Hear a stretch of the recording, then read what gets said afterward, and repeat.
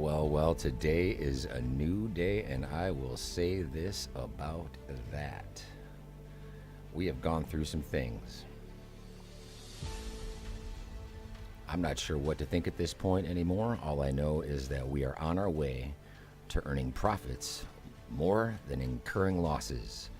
Even though you can see on my company's graph right here, we do have a little bit of a down flux right there towards the end of this little diagram on my company's, but there's a reason for it.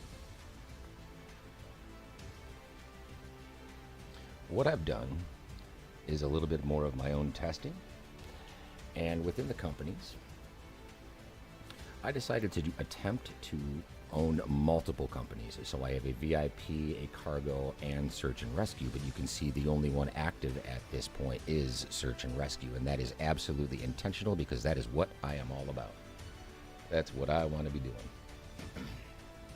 However, on the 22nd, you can see a gigantic hit in the profitability and purchase of this aircraft. Yeah, because I had the crew in a status of an on configuration.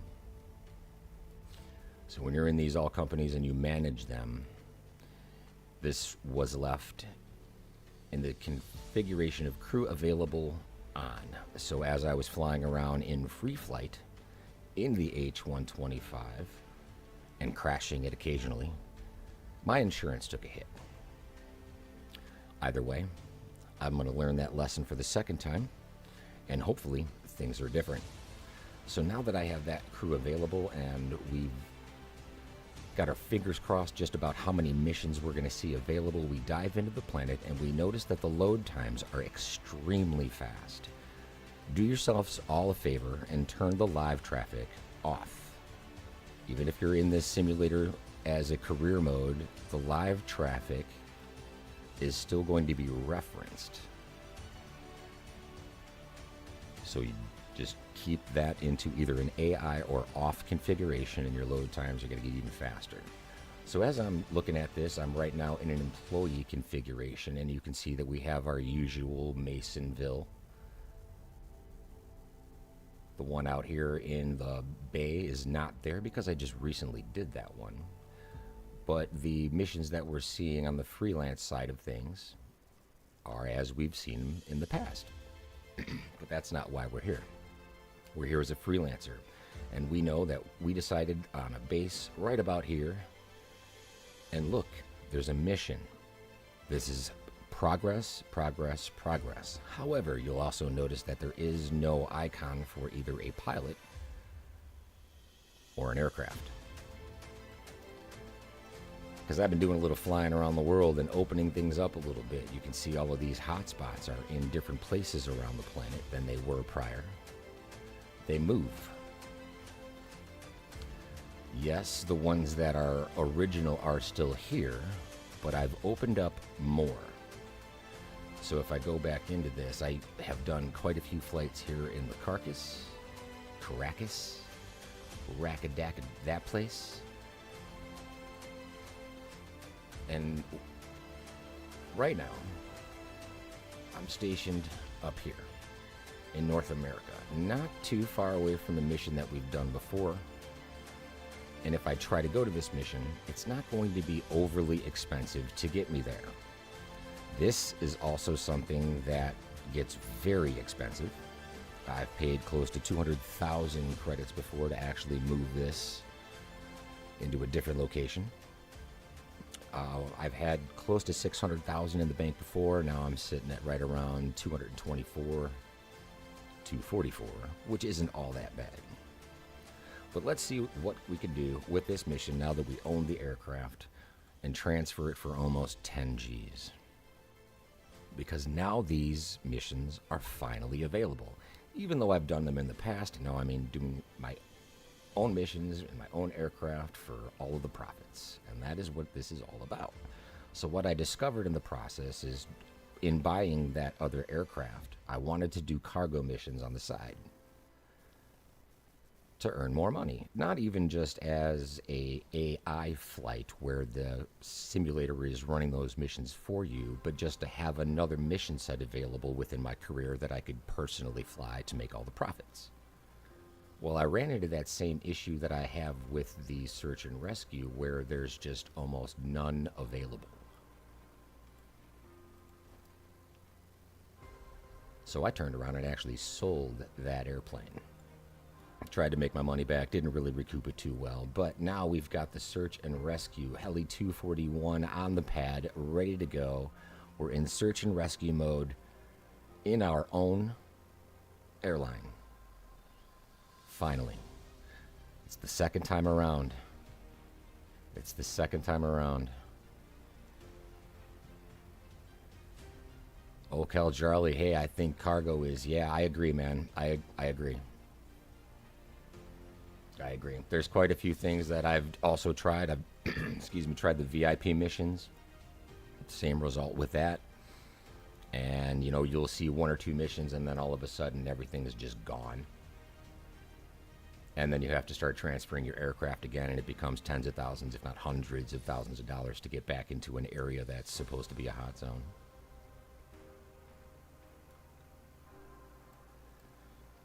One thing that I have been quite successful with, even after a bunch of issues, was flying the medevac missions in the Pilatus PC.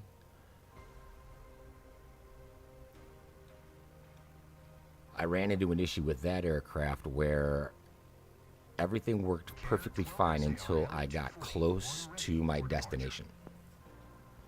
And then it would either freeze or crash, or it would allow me to land and then my nose gear would just completely stop functioning. And no matter what you did in the settings, it wouldn't correct the issue. So I wound up looking around and found a little workaround for that, which wound up to be to just drive off the runway. And you hope you're facing the right direction where you're not going to drive it into some trees while you're doing it, but that triggered the next step in the mission, and I was able to complete the mission that way.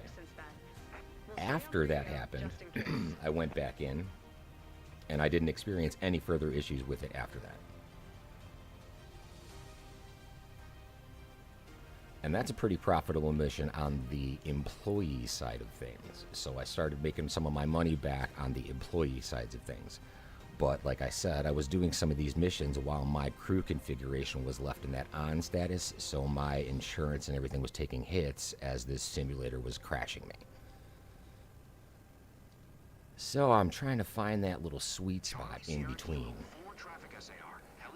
And I think just kind of being patient with it and only coming in and out of these missions maybe daily, if not every other day, is a little bit of a benefit.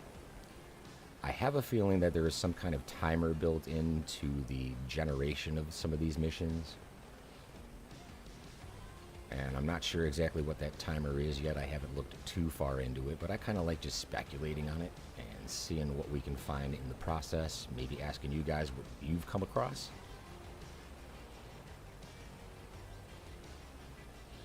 The DLSS hack that we got from Air Bossman is working absolute wonders with this simulator. Actually, now that I've got this in a good configuration here, Akel, I've got a pretty good profit margin going. But you have to wait until the missions become available. And like I said, there's a waiting period in between missions.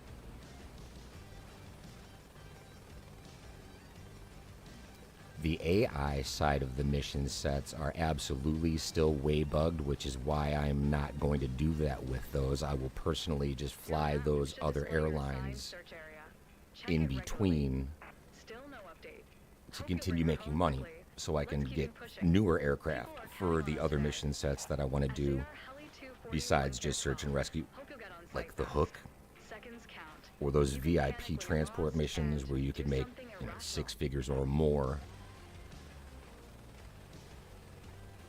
And then I'm just going to keep making that bank more and more fat until they get the bugs fixed. So when they do finally launch stuff like the Beluga and those heavy lift missions, then we'll be able to put a fleet of search and rescue helicopters on the planet and be in a position to take flights at any given moment.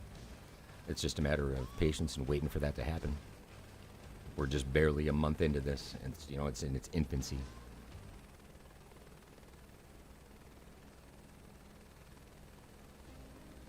Something super helpful with this, if you can get a hold of your aircraft, again, I'll use that sim rate increase sparingly, like maybe 1 tap in, sometimes 2, just to get things cooking a little bit so the missions don't take as long. If you keep up with the ATC, you're going to be just fine. If you can keep up with the turbulence, you'll probably do even better.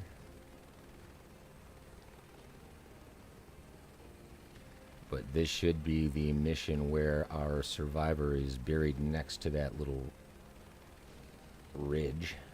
And we gotta park ourselves on that cliff face. We lost the track near your current position.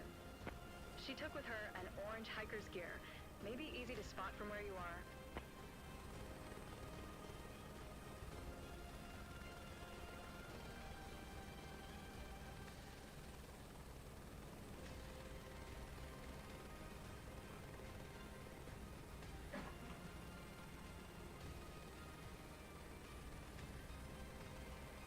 At least I'll say should.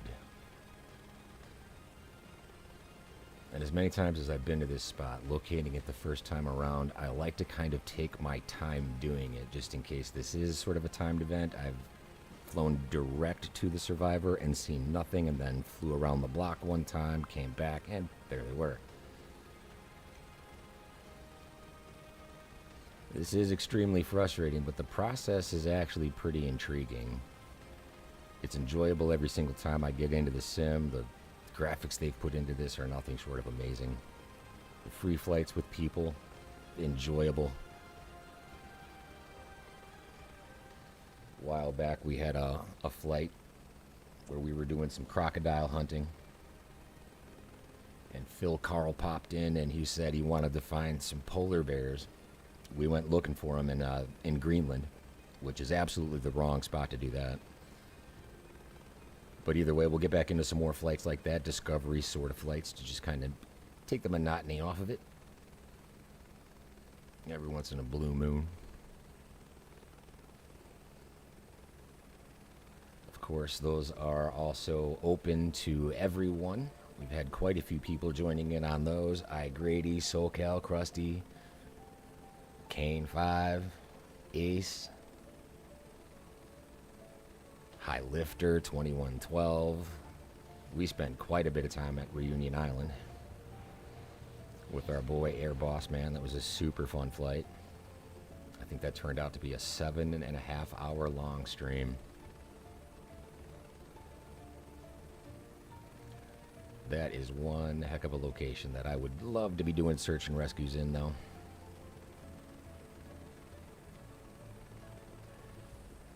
Something else I've recognized with this, and I didn't do it on the pad, I'm thinking about this a little bit too late, but for these missions where you're in your own aircraft, you want to be vigilant on how much fuel you have. They do not always load you in with an appropriate amount of fuel in your tank.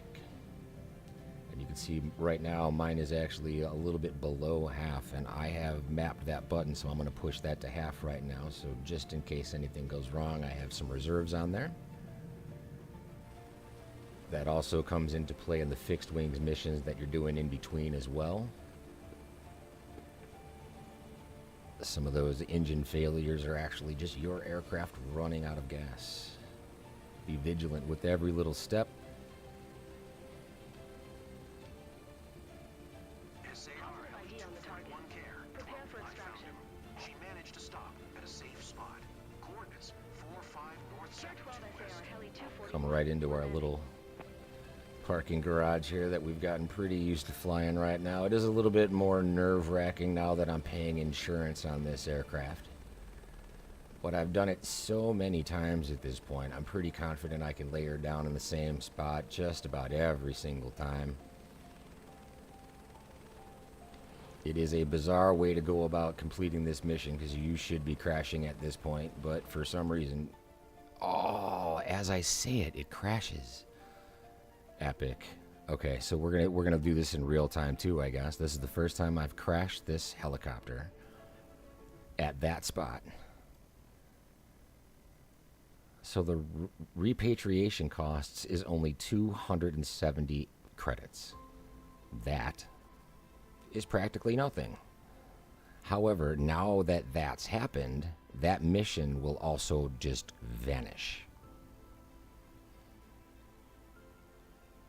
So now the only other way to complete another mission would be to fast travel to another search and rescue.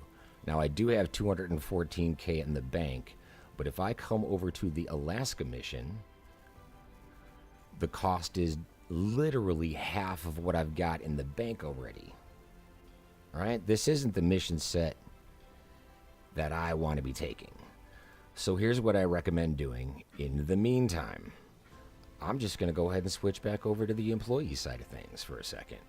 Because when I do this, now I don't have to pay for the cost to get in and out of these missions. But I can still make a pretty decent profit doing it, and I'm still in my own personal wheelhouse while I wait for missions to regenerate.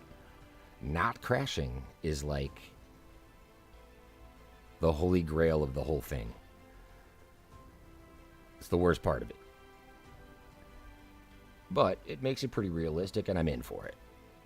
But before I do this, what I want to do is actually come back in to my airline and make sure that I turn my crew into a unavailable configuration. Now I'm going to be able to go back into that mission and make sure that I don't take any unnecessary insurance hits, just in case I put another one of these down in a forest that I shouldn't be in.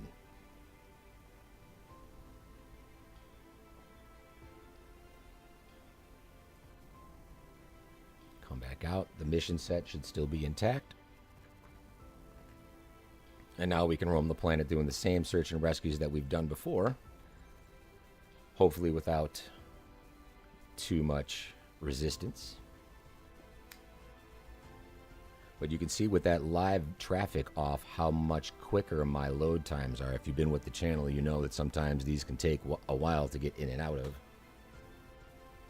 That does not seem to be the case now that that is just simply not trying to reference live traffic. Why do I need it? I'm pretty sure we'd be able to get away with not having live traffic on when we do the live streams and the fly-ins too, and that would make everybody's experience quite a bit more enjoyable on that side as well.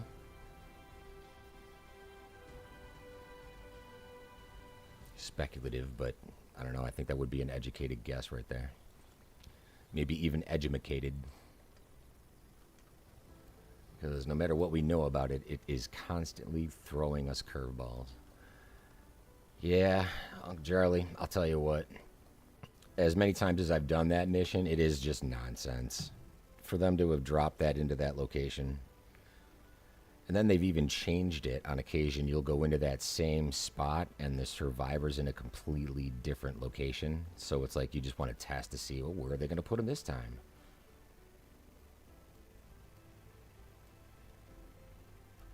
And as many times as I've done it, apparently today in my own aircraft, it was like, no, sir.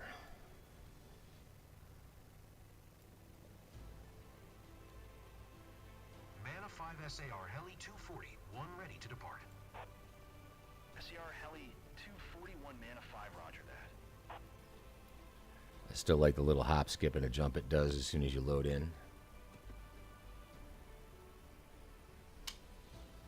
Just good times. Great you prepped fast, Captain. We've got a missing person in the mountainous region of Solace. His name's Quentin. He decided to go mountaineering earlier today and never came back. Since we've had no communication since then... We've seen him before. Quentin is not a very good mountaineering individual. He should be restricted to his backyard.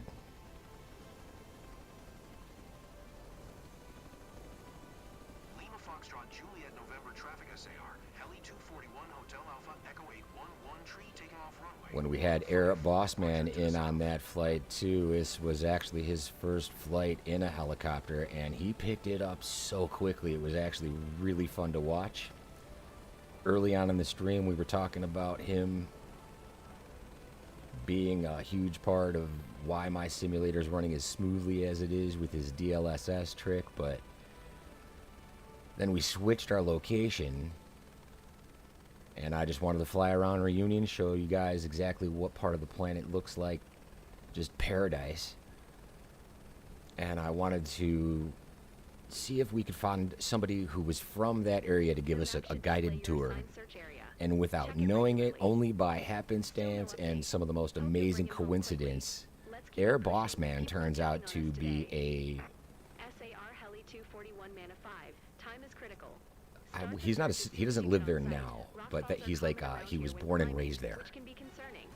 He flew us over the hospital that he was born in. He showed us the volcano, a couple of different spots in and out of the mountains, the roads that they're building. He described it all like it was, you could tell that it was just very reminiscent for him. It was super cool. If you guys can never get in on those free flights, I think going and doing some stuff like that, if you don't have the sim, we can get in and fly over a spot that you want to see how it's modeled.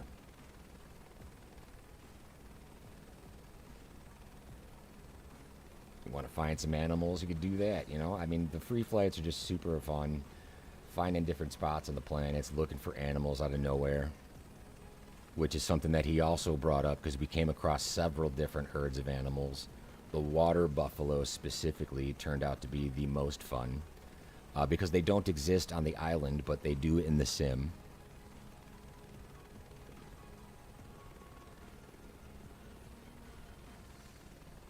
I've also seen some other spots where a water buffalo shouldn't be, but they are. So it's almost like I think a llama is being replaced with a water buffalo right now.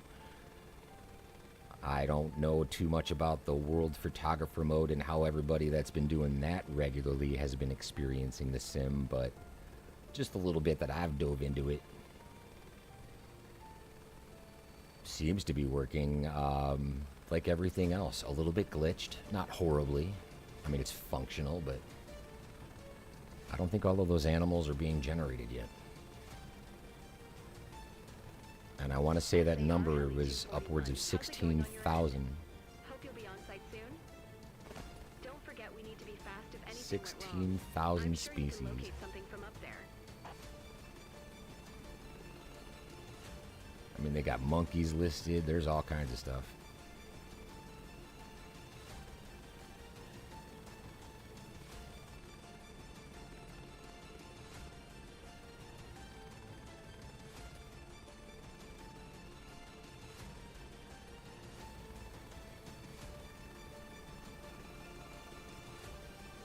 I mean, look at this place. The low-hanging clouds down below. How do you go wrong with this?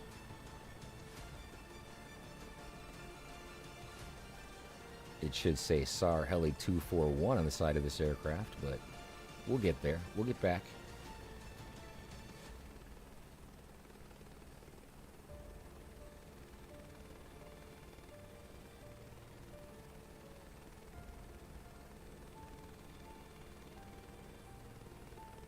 Yesterday's little mission was an absolute test of my patience, though. Because a update was made, apparently, that you could find online. It didn't give you a message that said, hey, your I was told Quentin is app not really needs an familiar with update. the area, but he knows what to do in such a situation. He must be waiting somewhere within And I sight. noticed quite a few glitches happening, so I was like, all right, let's uninstall and reinstall like I did before. That had some pretty good success. And after doing that and reconfiguring everything, it turned into just another dog pile for quite a while. I fought through it, but as more as I seem to have like cached the area and situations, the more it smoothed out. And again, it was just a matter of When you time. lost the signal, it was pinging near your current location. His backpack is orange, easy to spot anywhere.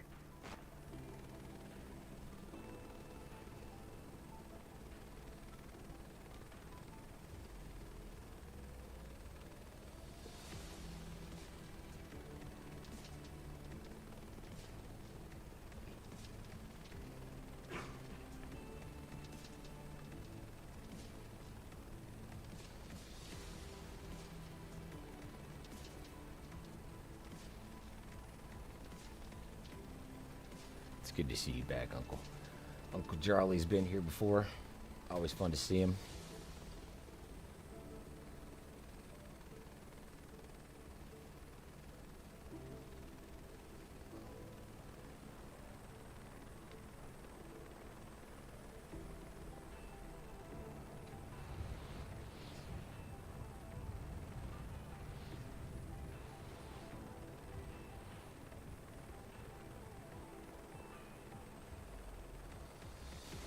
Mike, that is a great question.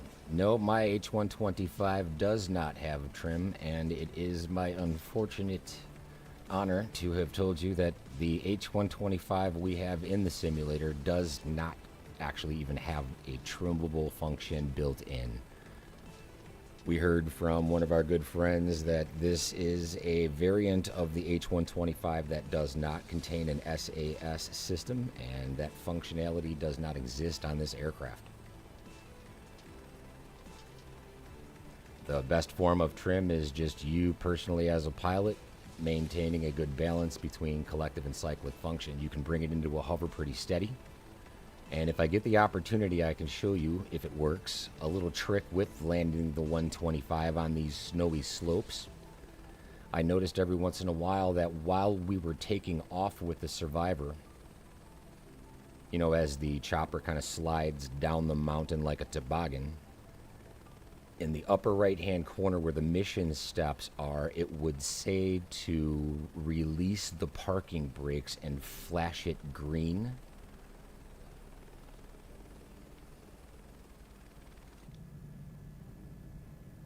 So I started playing around with that a little bit, and as soon as you touch down, if you engage your parking brake, and again, this has been working intermittently, but it will park your aircraft and not slide down the hill.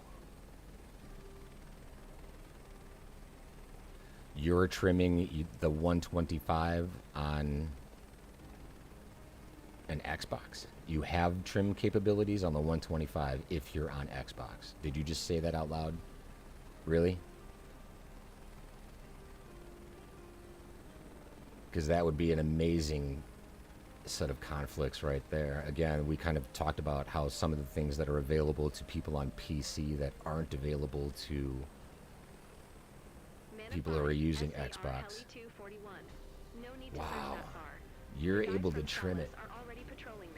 See, that's not a possibility for us in PC world. And I did have some success with that up front, but it was also intermittent, so it would like feel as if the aircraft was being trimmed. You don't need to show proof, Mike. I believe you, man. I do.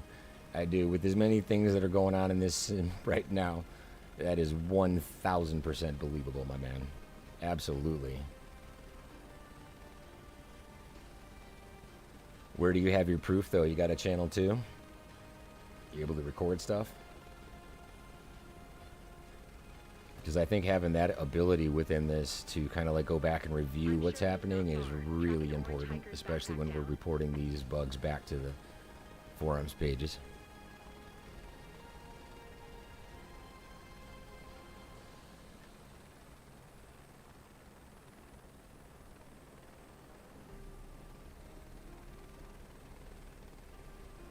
The 225 is probably one of my favorites, like in the aviation edition, and I wish it was available for these search and rescue missions.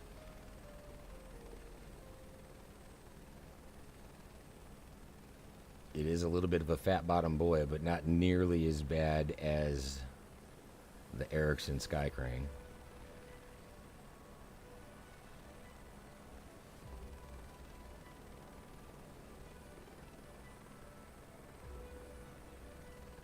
This search is taking a very long time to trigger.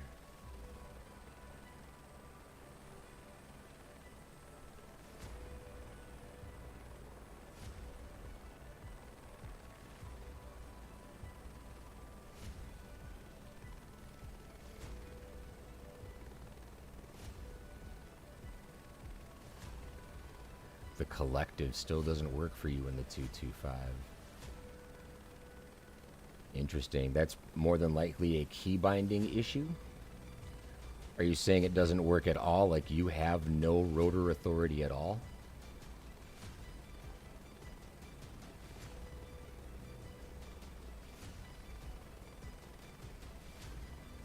Or is it kind of giving you an ill reaction where it's jumping around and doing things you're not doing?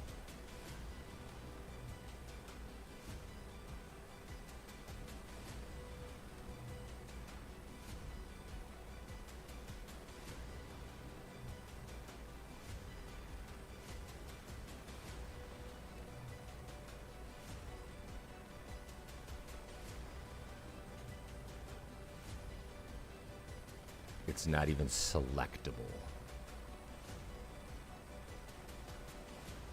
Interesting. See, and that might also be just an experience that Xbox users are having and not PC users. As if the key bindings from Asobo, or whoever made that aircraft specifically, aren't working in that aircraft. Have you reported that to forums? Not like it would be fixed soon, but at least they'll know about it.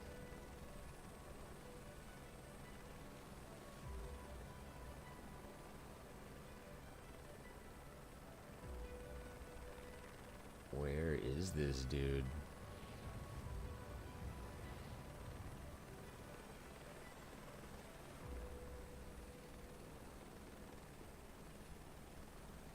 I thought he was parked up here in one of these little pools, which wouldn't exist. These would all just be snow-covered ice fields if there was water accumulation here.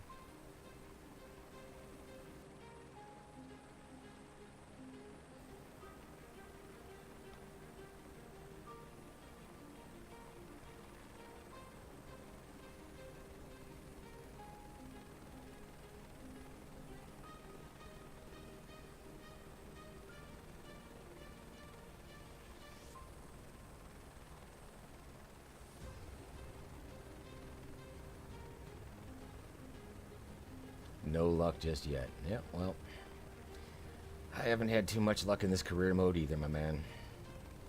It has been a journey, to say the least. But I keep coming back for more, because this is amazing.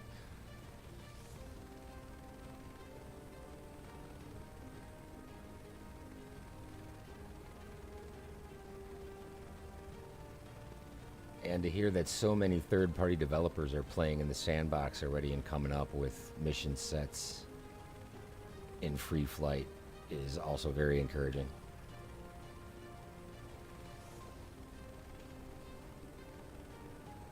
I haven't dove into those just yet because I do want to stay base sim and help out the team as much as I can. I don't know if those third-party developers are charging for those, but we should be able to do it in the sim.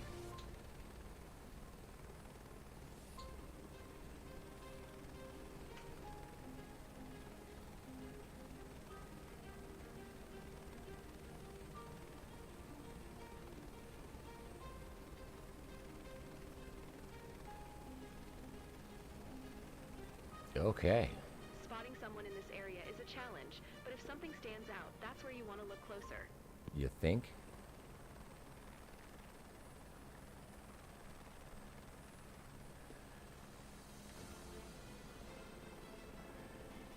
Curious about my control sensitivities when I have a moment. Yeah, absolutely.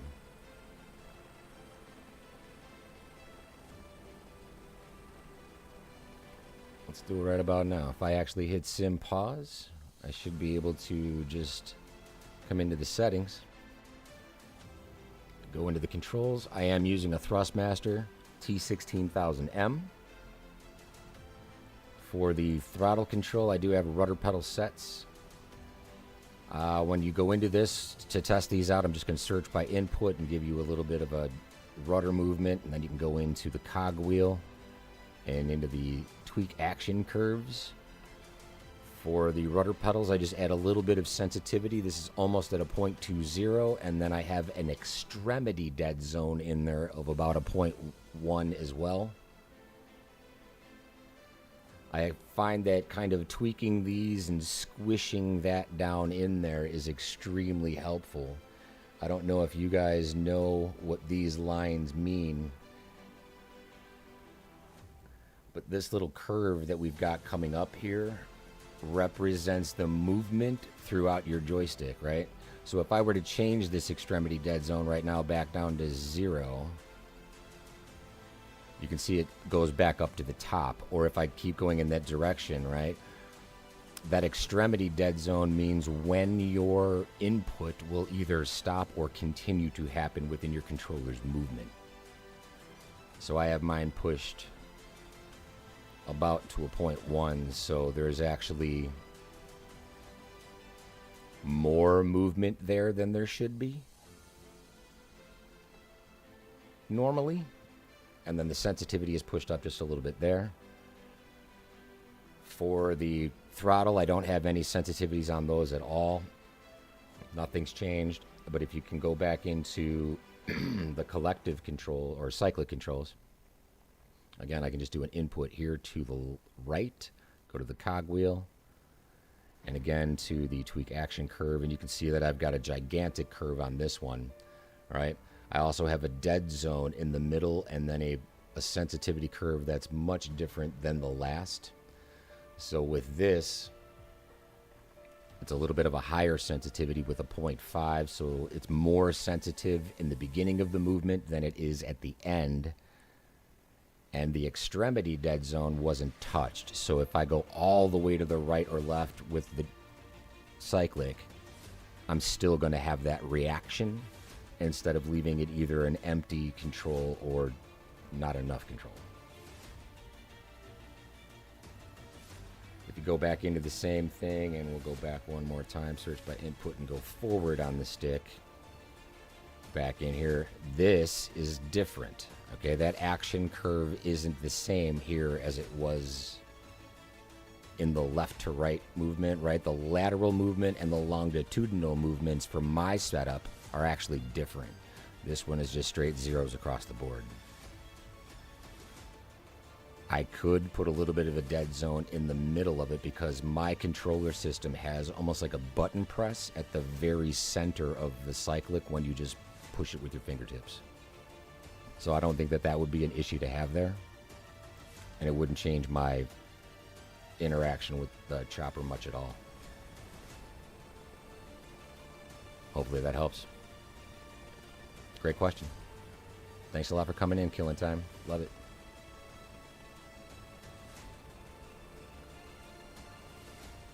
Thanks for killing time with us.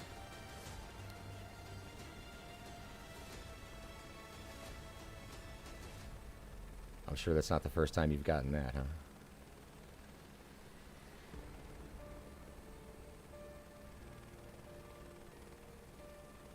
My pleasure. Happy to help, my man. Those sensitivity inputs are essential. And again, there's something that you can kind of play with and tweak on your own to see what works best for you specifically and your own controllers. What's available between Xbox and PC platforms on that, I don't know.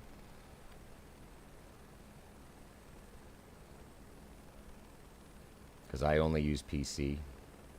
I actually have extremely little experience on an Xbox at all, so. The Heli Phil, good to see you back, good sir. Yes, I am finally back. I had to uninstall, reinstall the simulator, go through a whole bunch of hoops to get back to where I am today, but Yahoo hippie-ki-yay, I'm finally back in it. We are operating, but we are operating still in a employee mode. I did just finish up my first freelance mission after all of that, or I should say at least for today, and that ended in a crash. I believe that was up there in Masonville. But yes, I've actually had quite success with the search and rescue helicopter mode. Found a few more things out that have been helpful along the way to kind of go back and forth between freelance and employee modes. Try to keep that money flowing.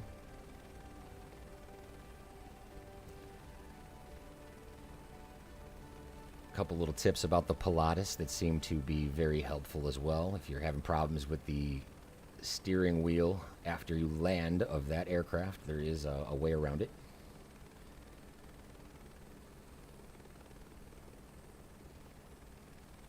So the last couple of days have just really kind of been a learning curve on my own and just keeping my frustrations to myself because they've been plentiful. It's good to see you guys back.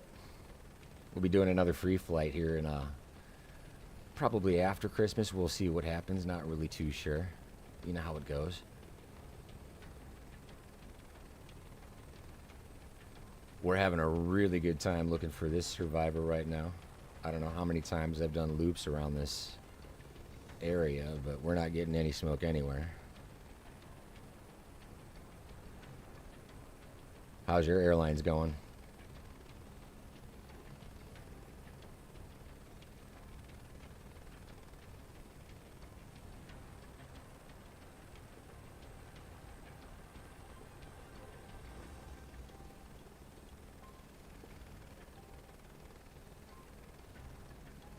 Hopefully we'll be able to demonstrate that parking brake trick here if we can ever find this dude.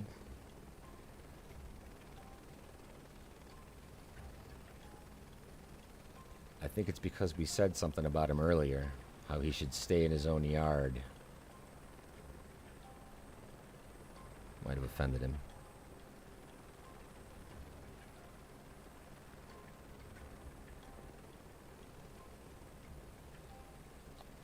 I don't know if the links are going to make it through in the chat, but there is a SAR Heli 241 Facebook page if you want to drop that in there. That's actually something else I've been working on here in the last couple of 24 hours or so. So if you guys want to share any information, links like that, I've got a Facebook page dedicated to the search and rescue traumatizations that we've all experienced. So if you want to go ahead and throw that up there, man, that'd be awesome.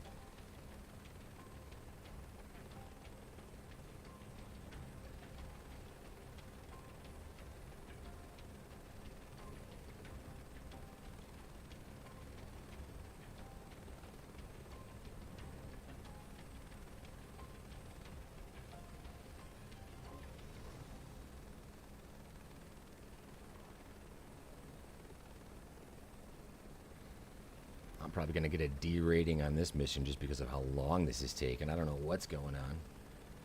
If we're looking for just the mirror, maybe. That's one thing I haven't been paying way too much attention to.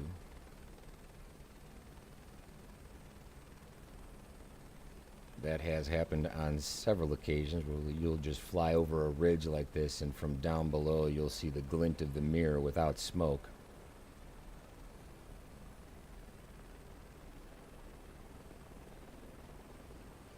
Finding those mirrors in the woods is even more challenging than it is out here in the great white yonder.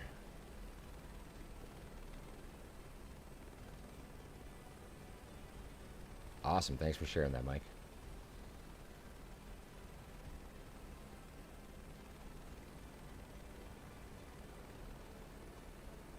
So in the VSA and cyclic, you'll see the adjustment. All right.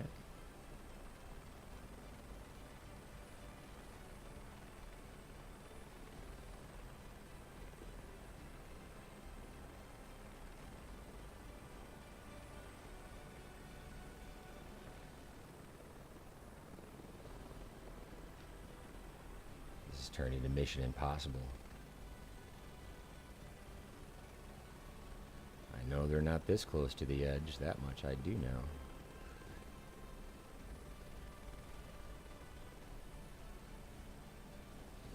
SAR Heli 241 Mana 5. How is it going? You Every spot time I anything? get around this area, There's got though, to they be a do sign somewhere. send a little bit of a Roger message, that. don't Keep they? it up. It's bound to pay off.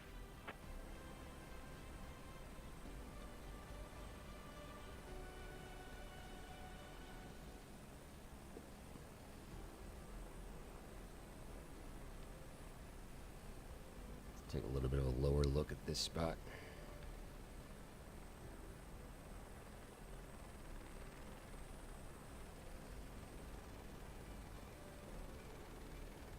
Still really close to the edge of the map, if you ask me.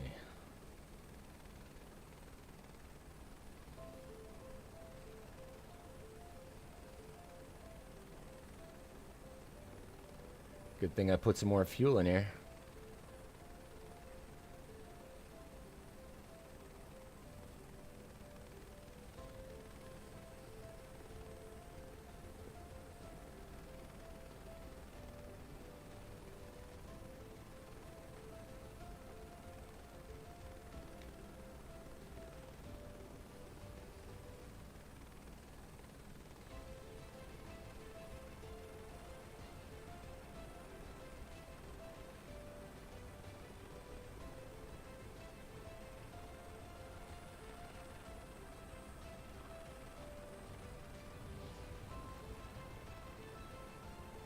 So to refuel, you can do it in midair as long as you have a key binding mapped.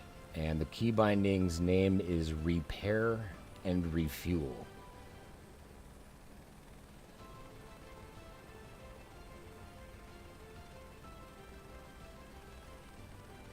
So if I were to come inside of the aircraft right now, you can see the fuel gauge, sort of.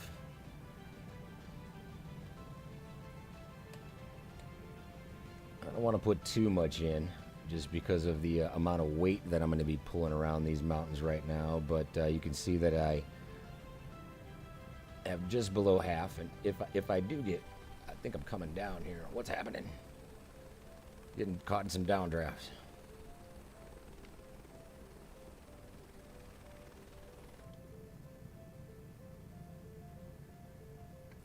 This thing is feeling slightly out of control at the moment. Getting very little lift out of it. And again, I do believe that is because I put a little bit too much fuel in there. Yeah, I will turn up the brightness. I want to actually just gain control over the chopper here for a minute. As I continue to stress out work, look for this dude. So if I turn the brightness up.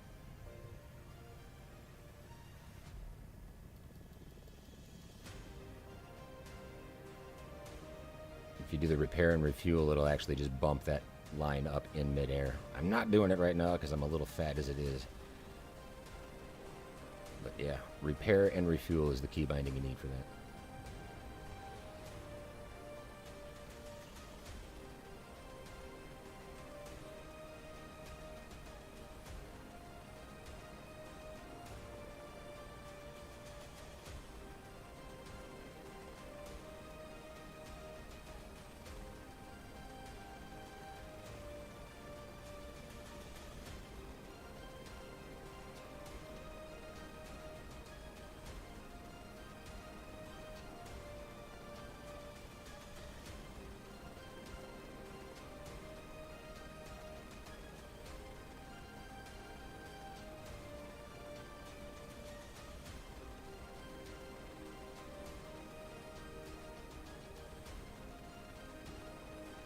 Usually don't have this much trouble getting lift out of the chopper.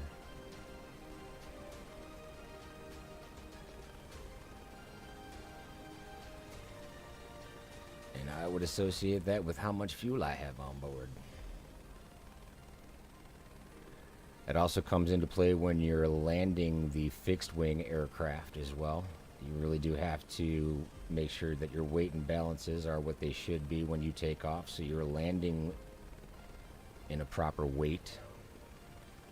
Your aircraft will not land properly if you just have a full tank every time you come in. You're going to wind up having a really sloppy landing.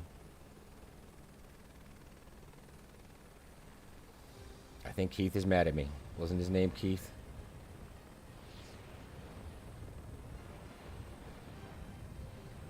I told him to stay home, and now he's mad.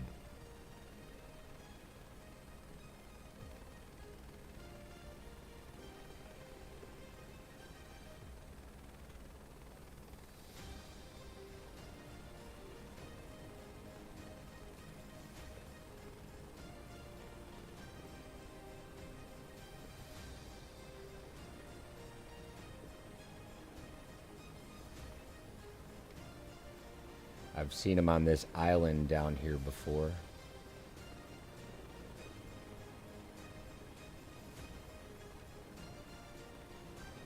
Take a peek if I can do that.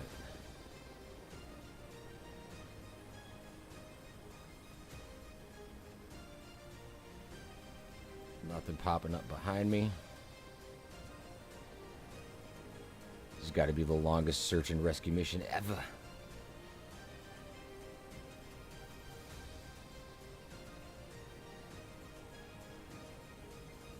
I don't see any lights or anything happening down here.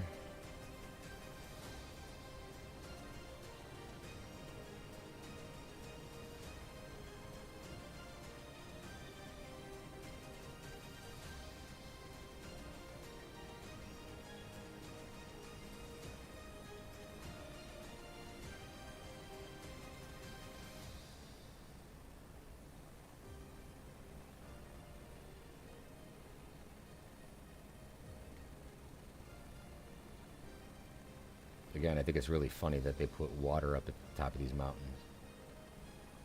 It's great. Probably not so much.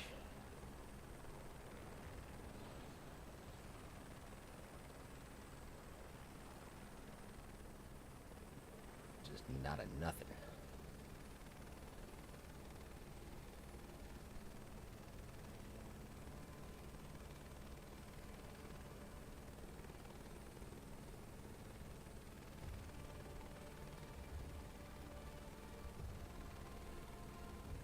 Whole lot of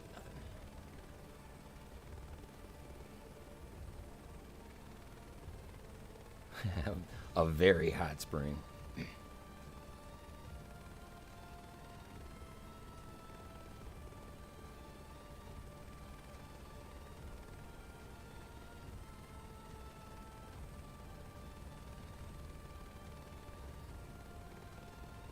A very limited amount of lift right now.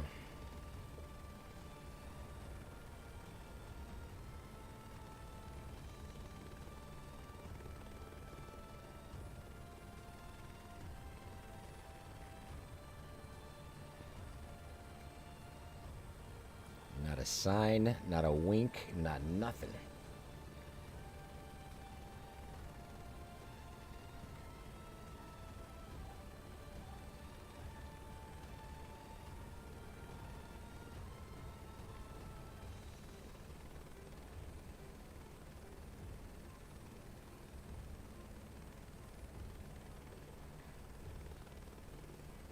Have you had an issue with the helicopter cargo mission with the Chinook? More than just one. Absolutely. I don't know if you've ever made it to the point where you're carrying the high tension wires tower and you try to get that to a location. That thing was hopping around underneath the helicopter so much it crashed the mission all by itself. Absolutely. Mana 5, SAR Heli 241. No need to search that far. The guys from Solace are already patrolling there. However, I did wind up getting the S rating with the Chinook by chance while it was in the middle of a glitch. The Chinook actually crashed, and it didn't recognize it. Other than the crash, I mean, it was a pretty decent mission, but yeah. You can see It just worked kind of like by chance. You're doing everything right. Well, I'm glad Base still thinks I'm doing everything right, because I think I should have found him by now.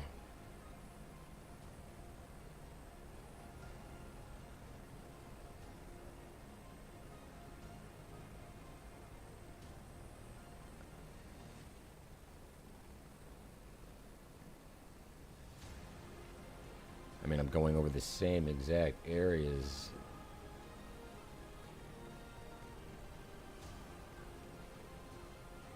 In, out, down, up.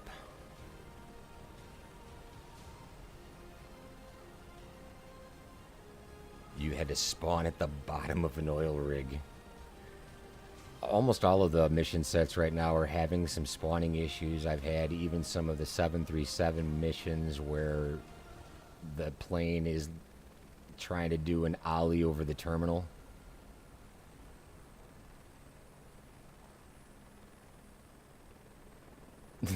What surge grid am I using? Random AF. Try to find them where I've seen them before.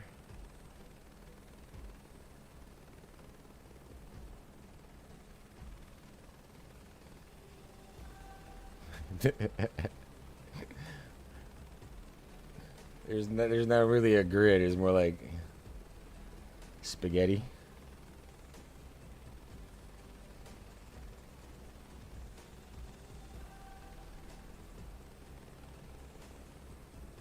And I've seen them in multiple different locations here, so I mean, it's kind of like just keep flying over the spots until they show up or change their tactics if they do. A basket and weave technique, I love it. A little bit of wicker, because sometimes that breaks.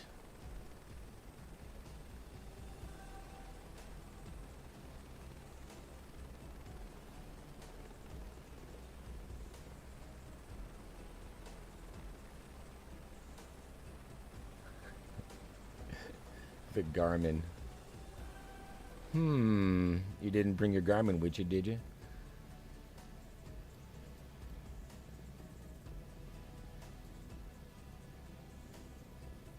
It's a negative. Not even a little.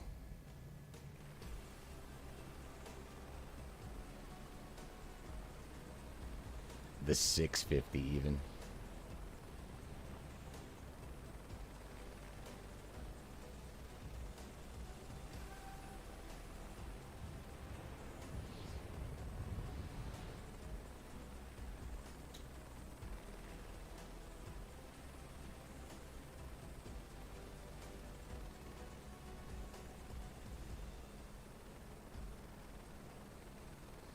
Yeah. Yep, we're in a little red barn right now. I would call this old school for sure. Pretty soon we're gonna have the Rand McNally out looking around.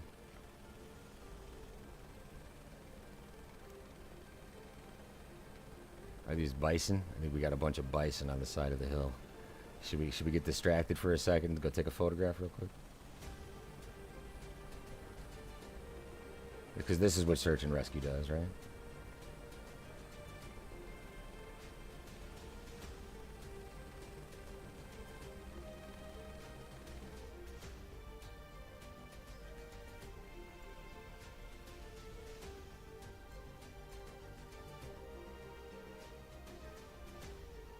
Yeah.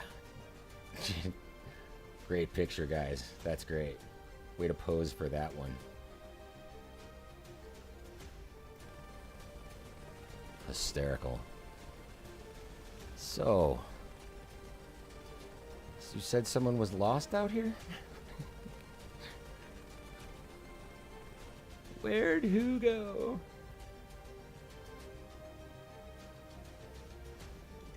Oh, his name's not Hugo. That's right. My bad.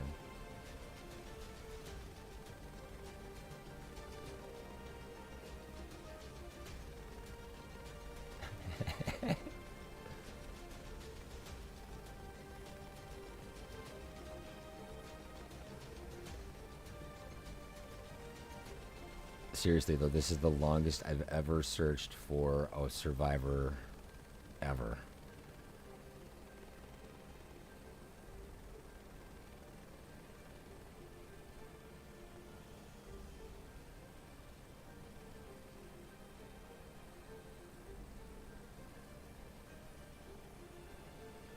They like to put them in these little pockets. Sometimes they're near water, sometimes they're more just in a little bit of a valley.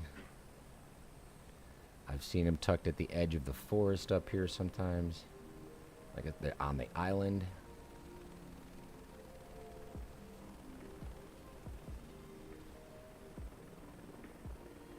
I don't see a mirror anywhere.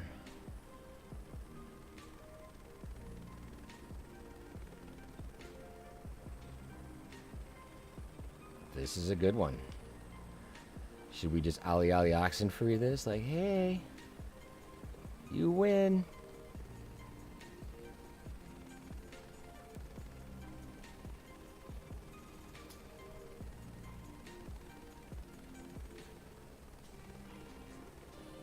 This is horrible. What a great demonstration of how not to do search and rescue. First mission I do winds up with a crash. And now we're stuck just flying in circles. This is just brilliant.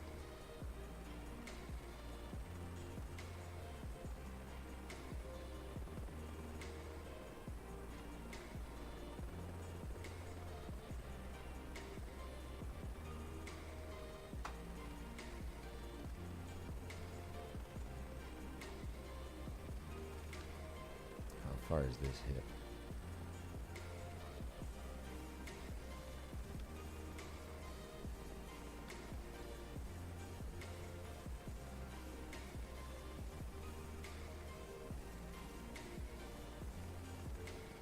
Pretty soon it's going to be like mission failed, survivor died.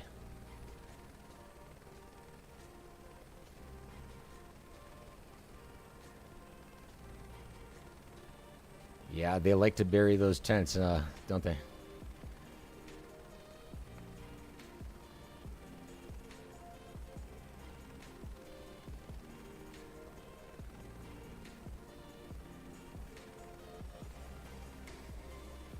I've also come into missions where the survivor is buried into the ground up to their chest. We're back to the same island. Again.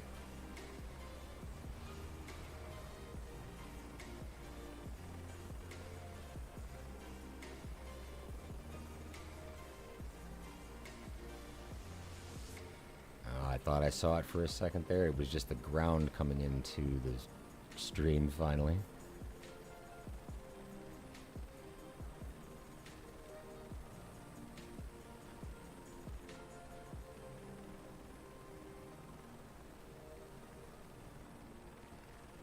Not this close to the edge.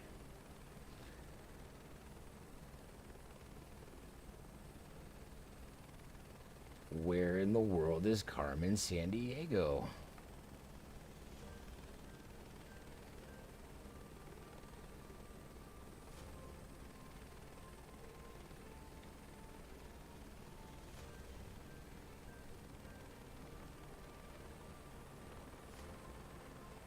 Another little herd up there on the hill too.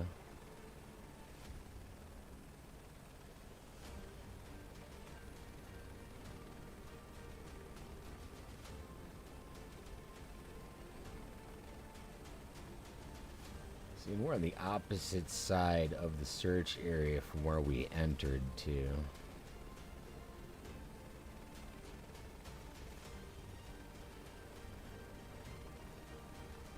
This spot they have been in before, though.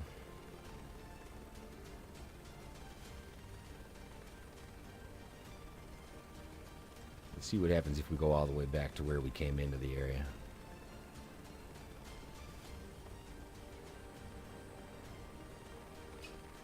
I go in and out of that EFB quite a bit just because I tend to lose track of where I am. Am I in the chat? Am I flying a helicopter? Or am I in the EFB?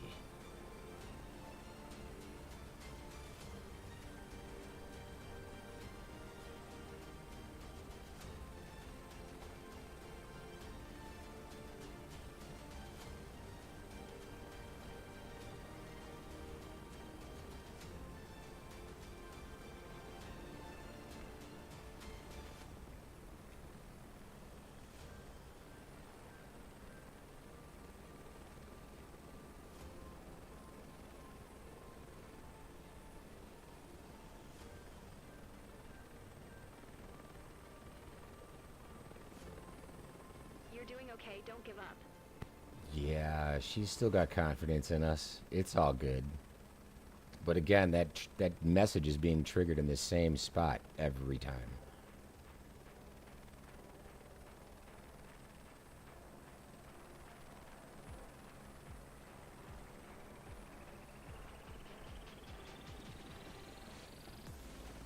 You know what else I could do with that EFB is actually just kind of throw it up and then put that over yonder so I can see it.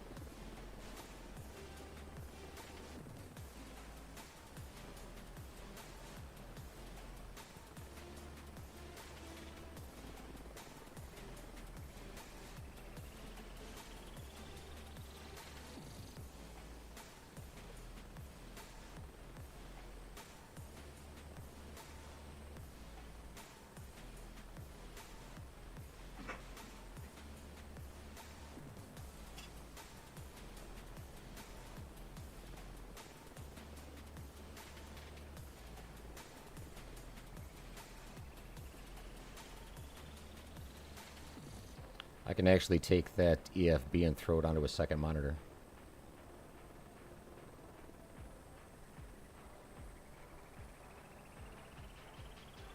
So it's still visible to me. It just doesn't get in the way of the view.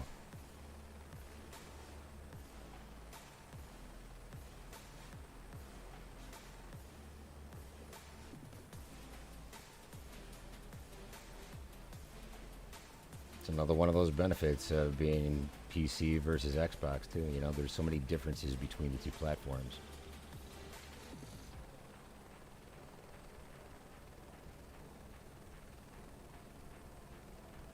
You might be able to get super technical and do something like an extended display.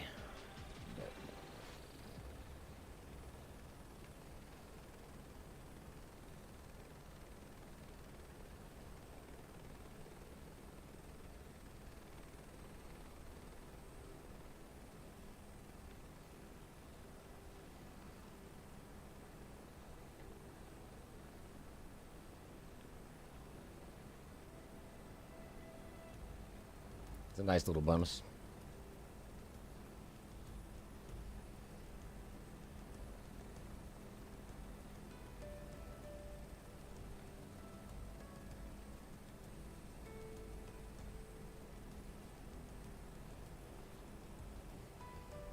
I'm sure from your side it looks like I just like threw it off the side of the window. Like, what?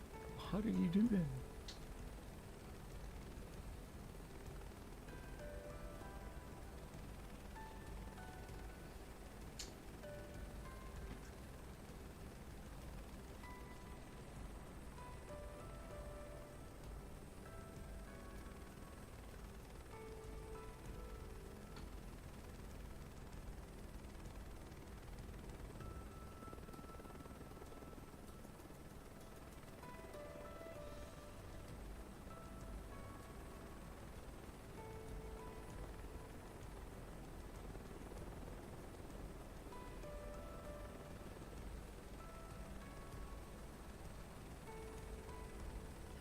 So let's see.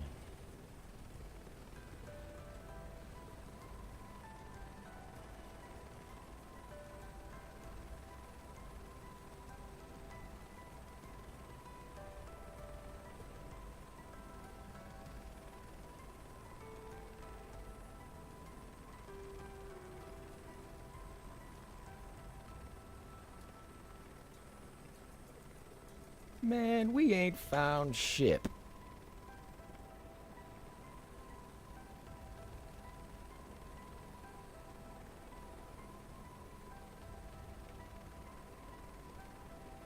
It's just a great reference every time.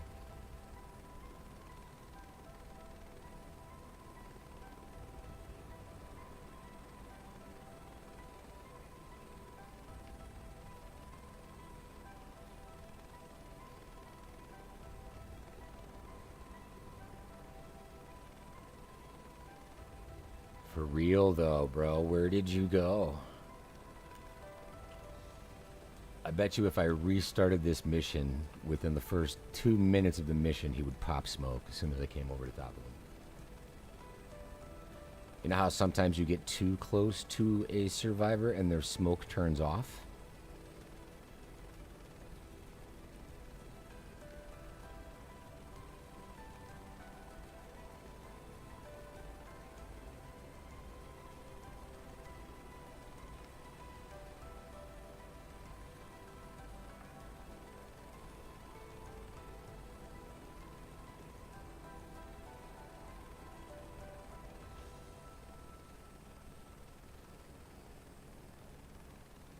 Is there anybody out there?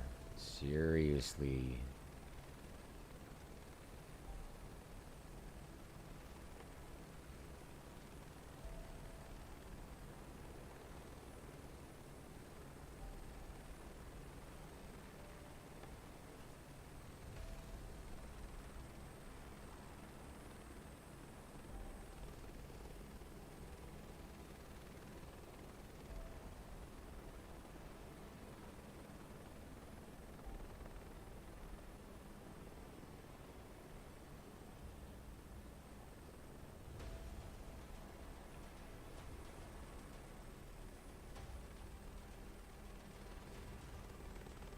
Yeah, I try to go from in front and behind and the whole nines, but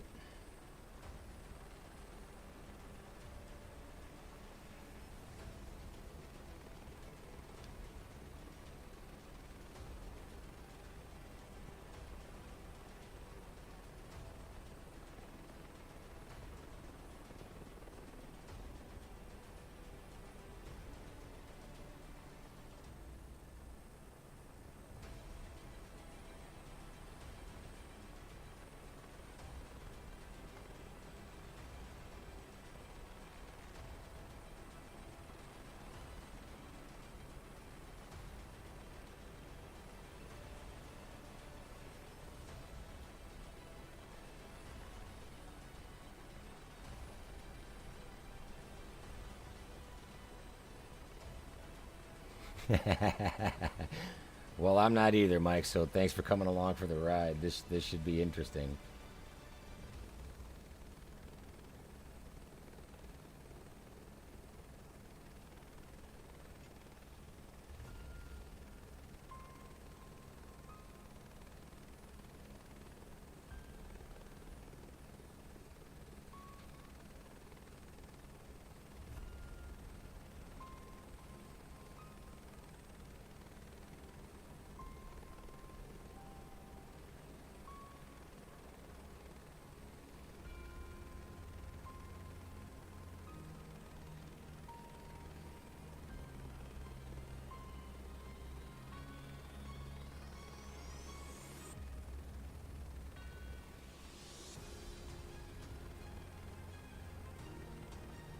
Doing a lot of high altitude searching. I think it's time to kind of get a little bit lower and slower on some of these spots.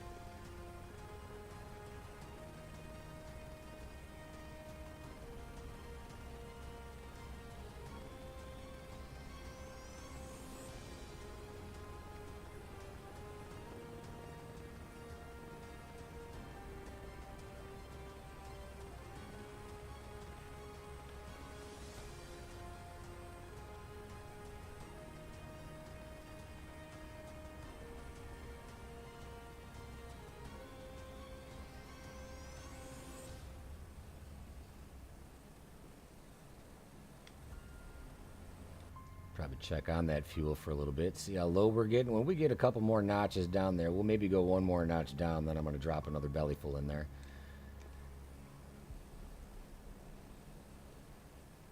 Because I have a feeling it just might take that long.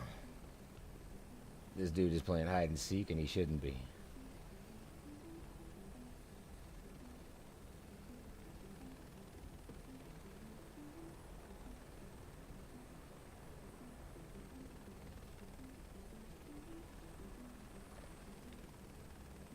Oof.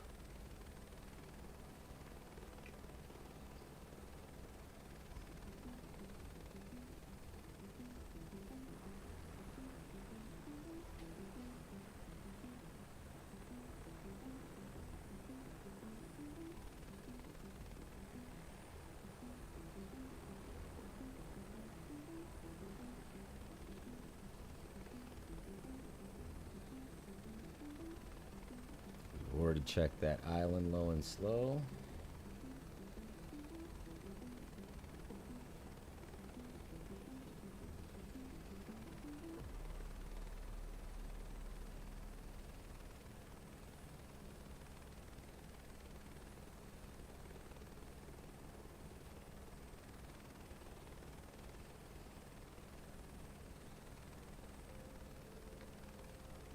Okay.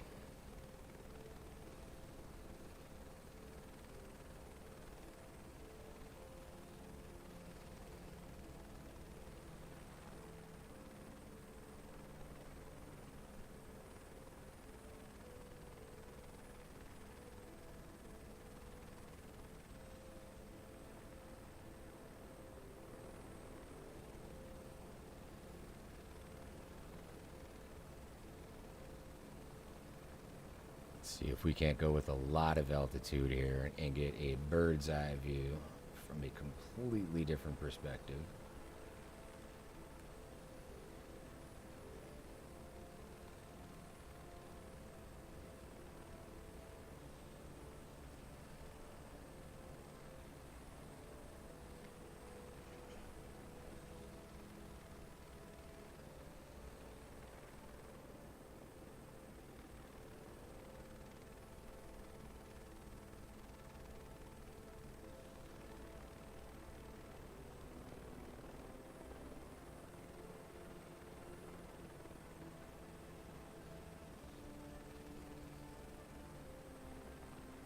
It's a good way to get dizzy, man.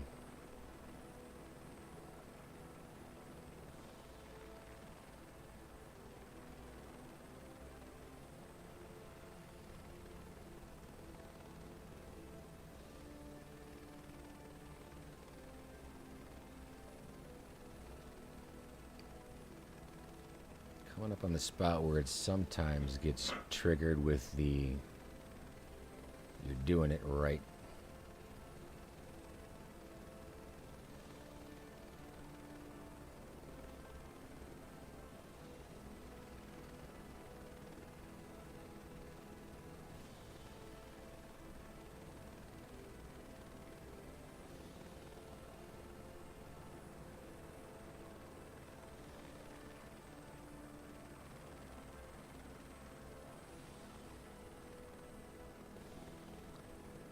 Heli feels like I would have found him 12 times by now. At least a dozen. Maybe a baker's dozen.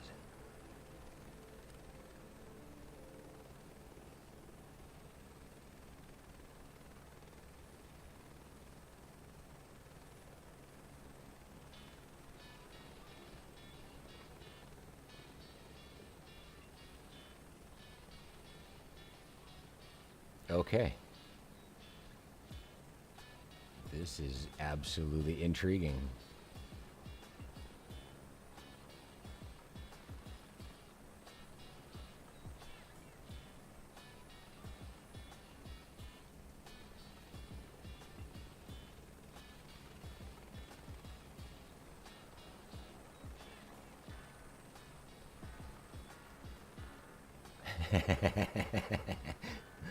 Yeah, it is tough. Especially if they're only slinging that mirror.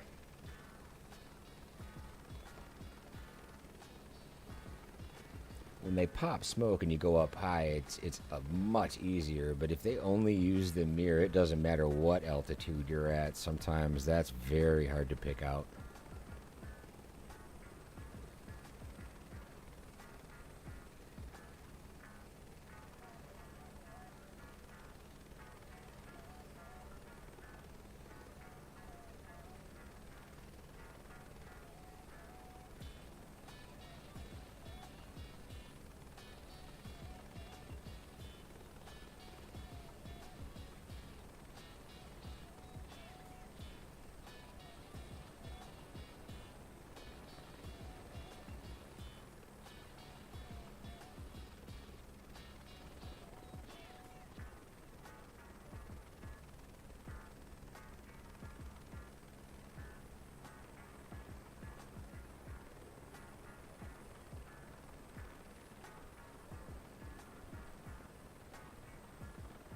I don't know how many laps around this search area I have taken to this point, but it is more than a couple. It's not even really an altitude for the mirror to be triggered. It's more of a distance thing, and I've seen it from a pretty good ways out, almost 3 nautical miles. When you're over water, that can get even a little bit longer.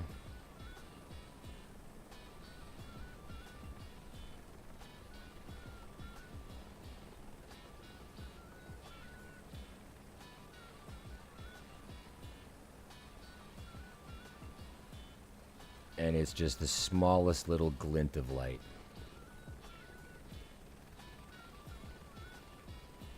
When you're inside of a mile, it's definitely bright enough to be able to point out.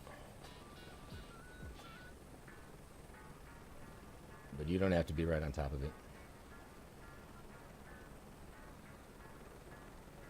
When it's buried in trees and stuff, you have to be at that just the right angle at the right time, you know? Those get really tricky.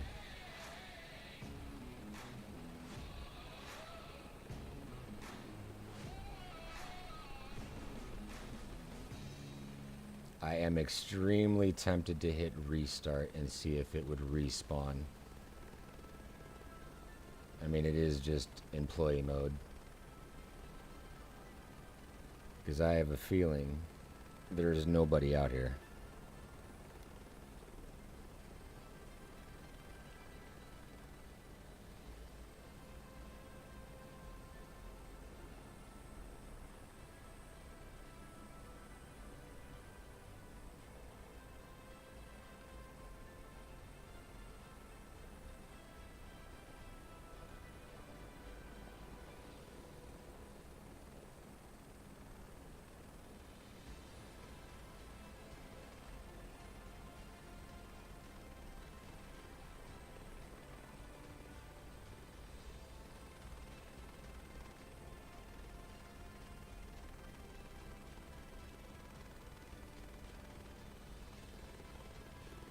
The angle in this area also matters quite a bit because you can see some of those white snowy areas tend to get blown out.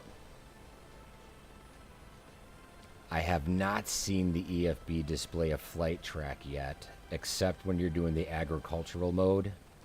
That does leave your spray pattern on your field until you're done with the mission, but not in search and rescue.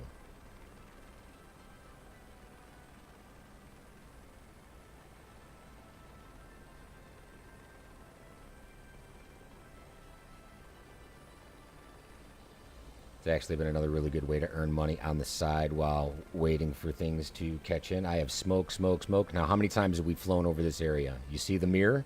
The mirror is actually buried in the smoke right now. Just off the top of the smoke. Found him. You reached a safe spot. Coordinates. Holy cow. We've flown out up here for I don't know how long at this point, but that was an excessive amount of time. Of course, you know, there's the island that we've been kind of dipping in and out of. Alright, so the parking brake trick.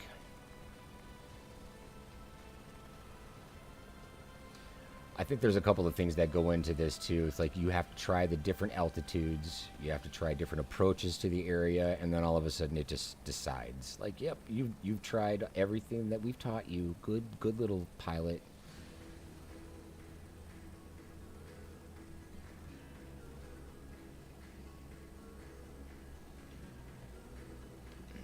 So let's get an assessment of what we've got to work with here. Alright, well there's actually a relatively flat spot right where the marker is.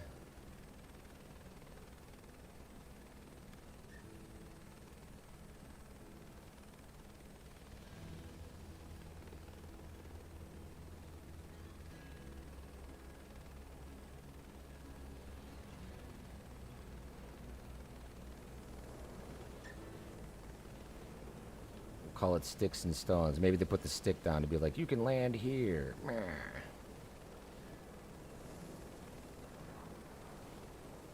So now as soon as I touch my skids on the ground, you're going to see the spinning wheel of misfortune in the bottom left. And when that comes up, I want to have my parking brake set before that happens. Now I'm not sliding down the hill, right? So now I'm not sliding, I'm not sliding, I'm not sliding. I let go of the parking brake now, and it just holds it, right? Parking brake. Yeehaw. Well, well, well. Localization time, -35.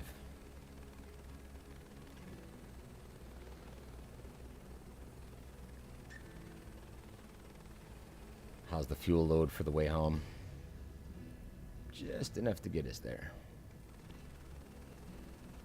And it is windy up here.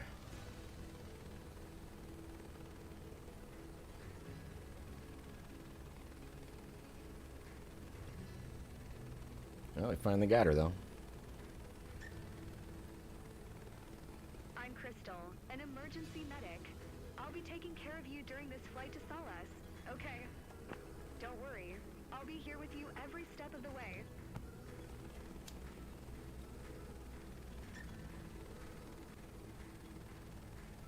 Alright, we got a relatively long flight. Once we get over these mountain passes here, we get a little bit of a stability in our aircraft.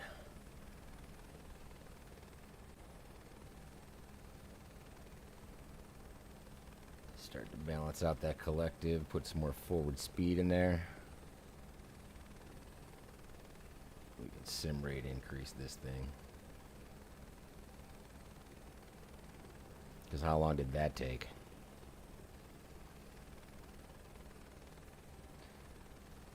Persistence. I almost started it over again.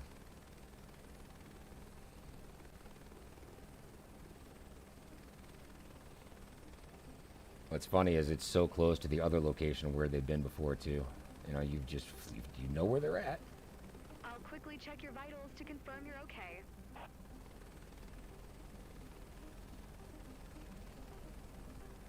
That turbulence when you're on this sim rate increase gets a little fun to deal with, but you also have to remember that sim rate increase is only speeding up the time of the simulator, not your control input.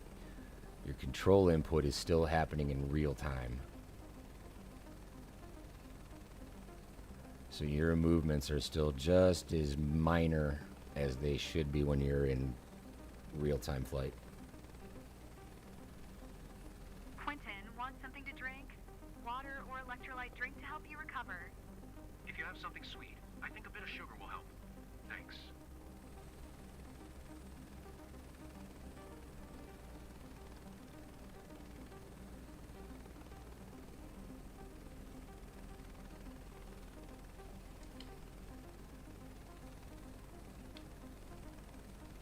Also be very careful of which runway they expect you to come into. If you're using these visual assistants, they will occasionally be reversed, and it'll ask you to come into like runway 36, but you're expected runway 18.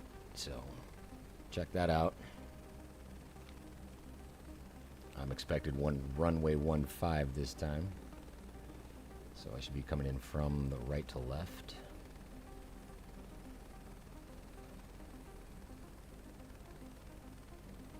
I was thinking, do you always fly with the same team?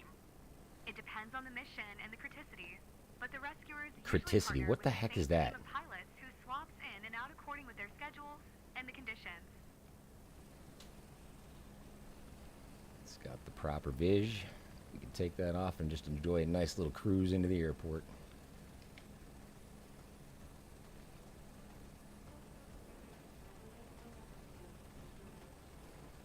Lima Foxtrot Juliet November traffic SAR. Still using sim rate very carefully. Echo 811 tree is on final runway 15 to land.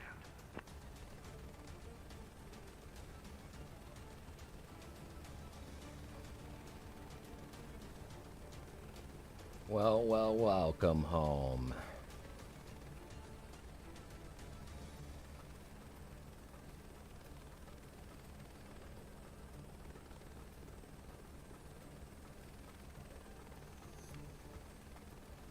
Double check round 15.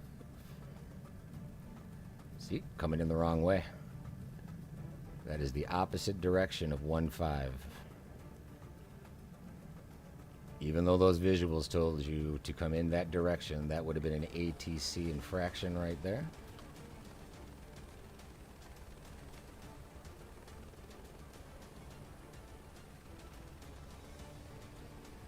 Keep that heads up. Even though I initially thought I was coming in the right way, double check.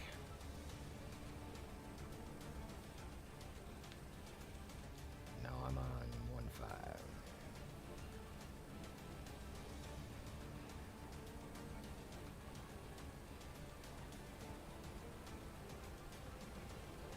That's why. That's why you're getting gigged on the landing right there. It is direction of travel. Make sure your compass heading is in line and you're landing on the right runway. See, I get the approach. And you got to pay attention to the little white dots that are on the grass, because that is the edge of the runway. You just want to come into the middle of it every single time. Come in slow. You don't want to be coming in too fast. 60 to 65 knots is pretty decent.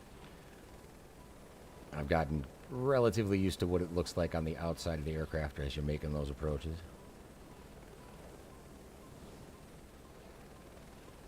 I fly most of these from outside just because it's a much better visual for everybody. And it's a lot easier to spot a survivor. Great to see you, SAR Heli 241. Sounds like quite a mission out there. Yeah, you're telling me, sweetheart. You're telling me.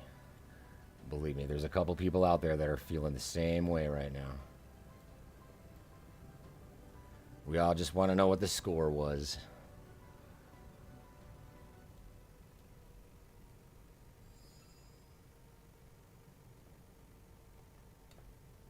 Also making sure your landing light is on when you take off and land. Pretty essential to a better reputation score.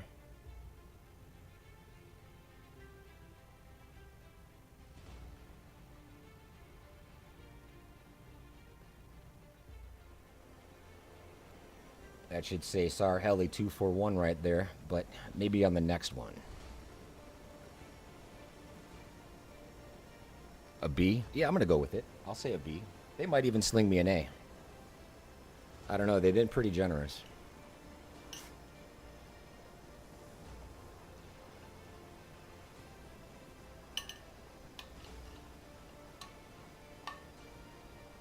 Well, we should have spooled that down already, huh?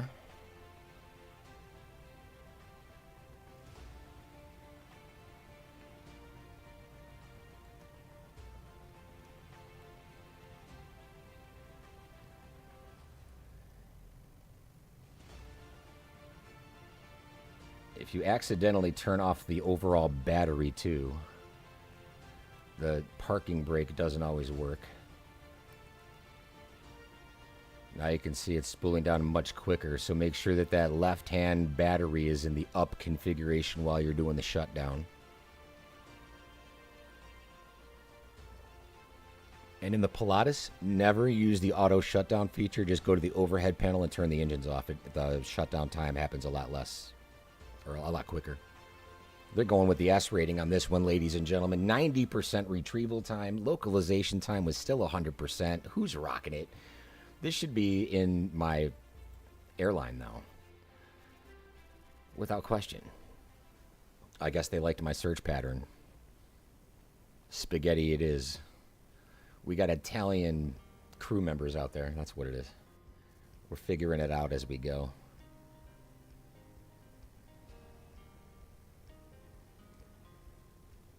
So now, if we come into this, go to our all companies, and let's take the management back into an on crew available. Let's come back out into the world and see if we've gained any missions.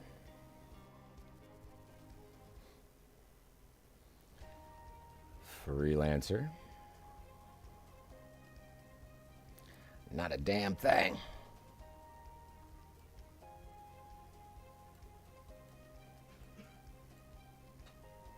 Oh, still got one.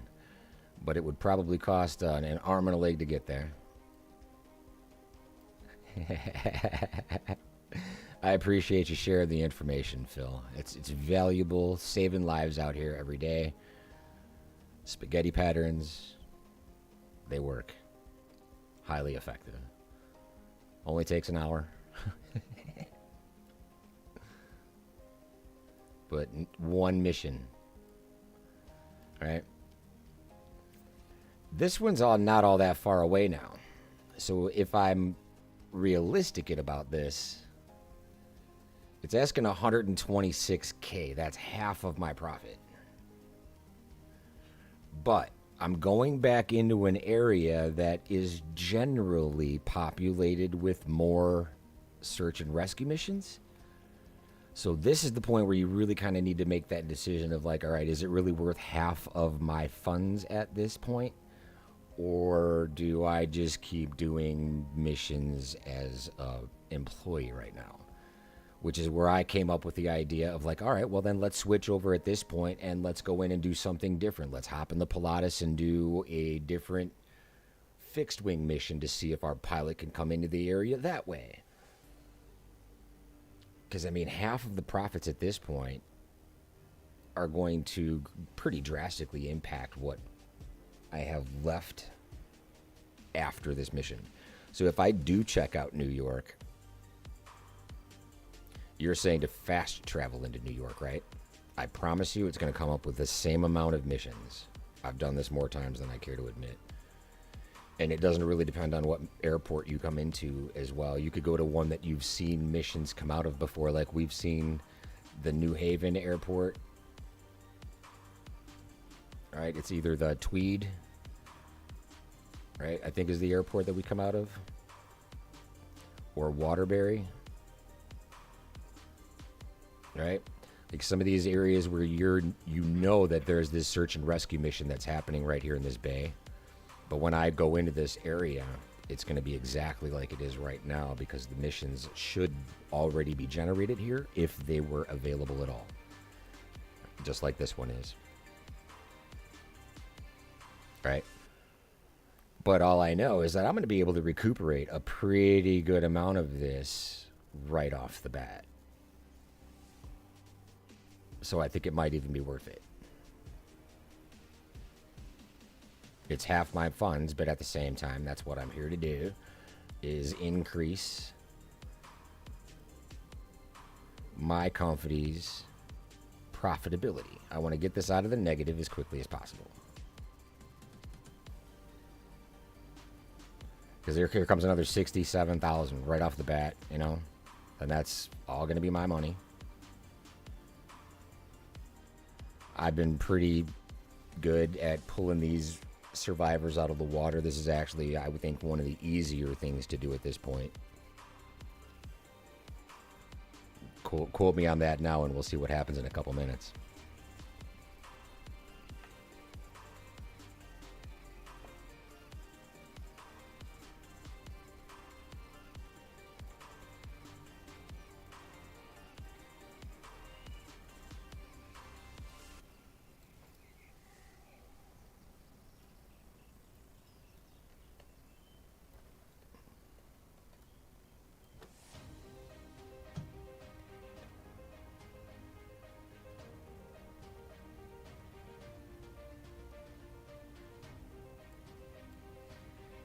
And again, I'm going to double check my fuel when I load into this. It says half tank now, but keep an eye on that.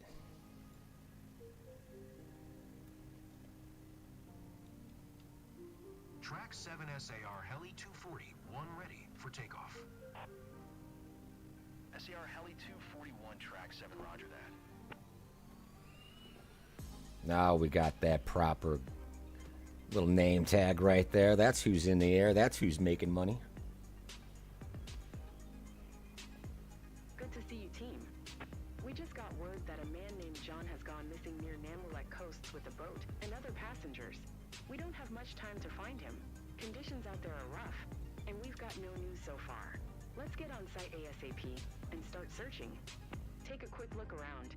You should be able to spot something useful or locate him. I'll be online the whole time to coordinate with other authorities.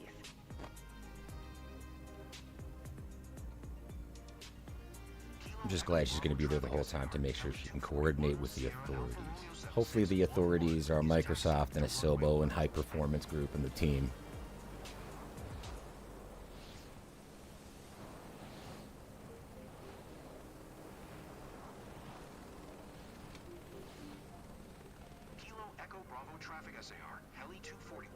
Oh, Heli Phil, I could not agree with you more. I have wanted the 60. I'm a big fan of Coast Guard Alaska. I don't know if you've ever seen that show, but man, that is exactly what this simulator needs. And not just for Kodiak, but I mean, you know, like Florida Rescues, the Columbia River Bar.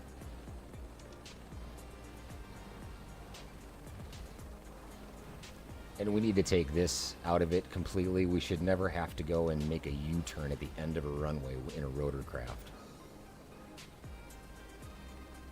Leave this to the comedians. Especially when my search area is completely behind me. It's absolutely pointless.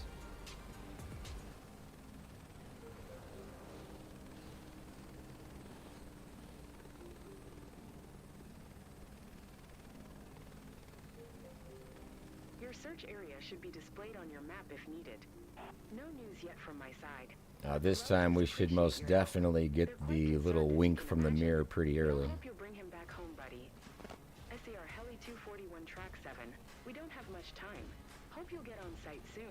Hypothermia can set in quickly out at sea.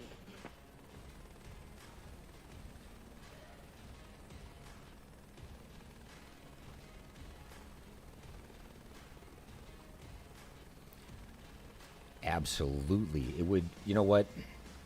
That's a pretty brilliant idea. You would think that something like that would have already been done, but what they chose to do, at least this is what they've said in their dev streams and some of the pre-launch material, that they went out and talked to search and rescue pilots in different Coast Guard bases and other HEMS missions capable airports around the world to get feedback to make them as realistic as possible. And if they did that and tried to go off of what they heard, they came up short.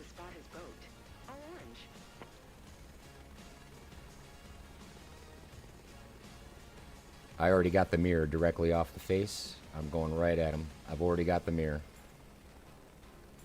He's directly over the tail rotor. He's coming over the top of the center of the chopper already. The mirror out here is visible almost immediately. As long as you just kind of either make a left or a right-hand turn when you get to your search area, you're going to find him right away. Let's get into a hoist config.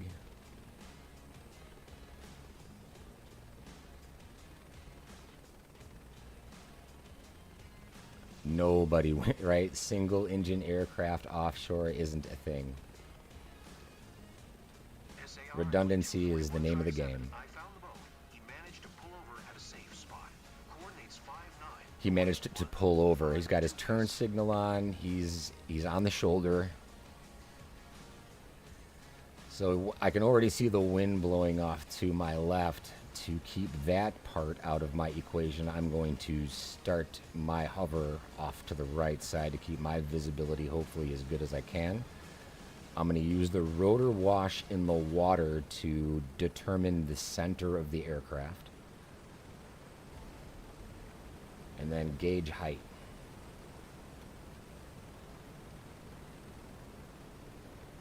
Door comes open. Grip, full we're on site. Roger that. Preparing the hoist now.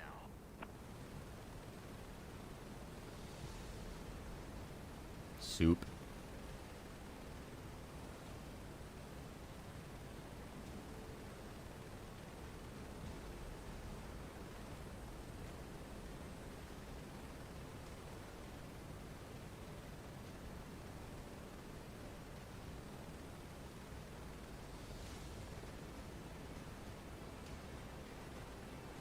Alright, so I've got the swimmer in the water.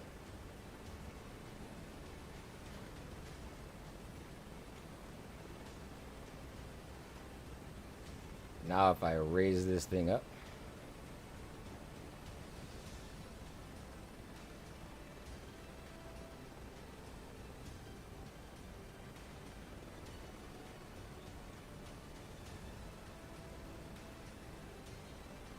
I'm actually going to come out of the hover just directly above. Wait till my rescue swimmer swings. And now I'm going to time the descent.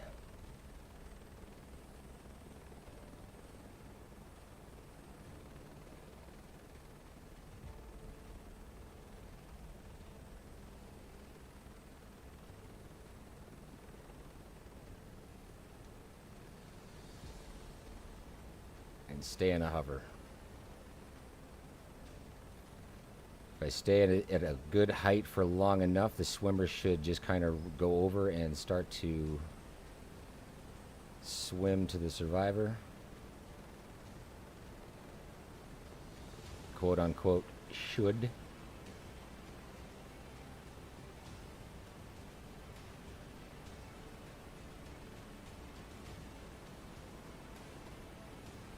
Try one more time with it coming up. See if I can't pull the slack a little bit nicer this time.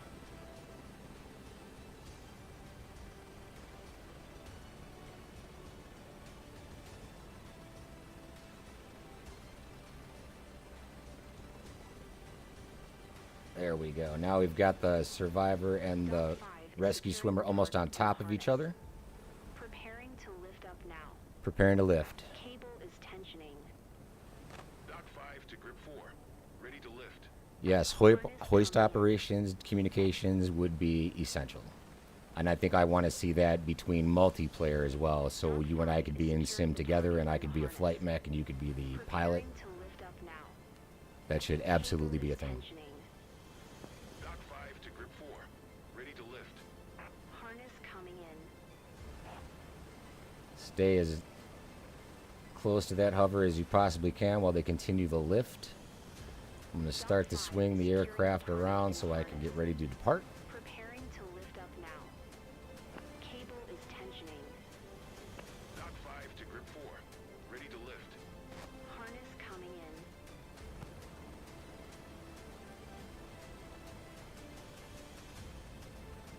Survivor and flight mech are on board, waiting for the door to come closed.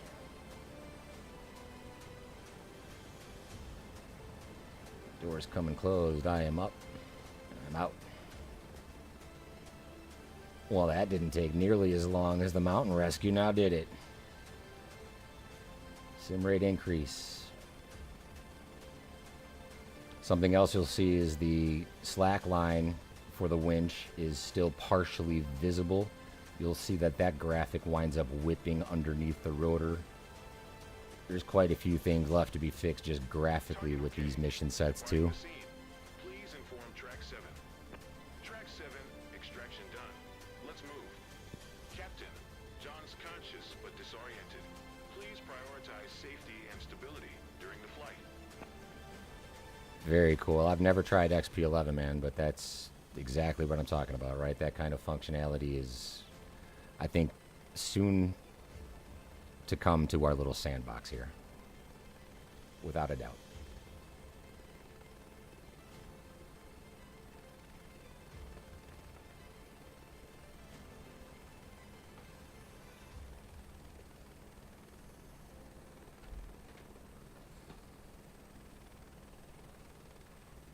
All right, we are expected runway 10. I'll be taking care of you during this flight to 01. Homework. Are you okay? Please leave me a sec. Feel free to ask anything. I'm here to help. Let's decrease sim rate here.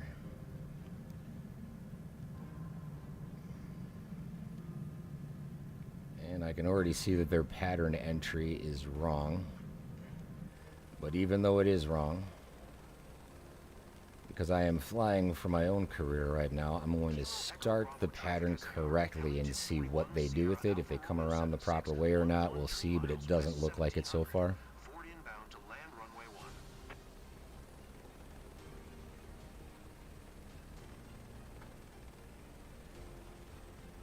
And why they have you coming in on such a high approach is also pretty incredible.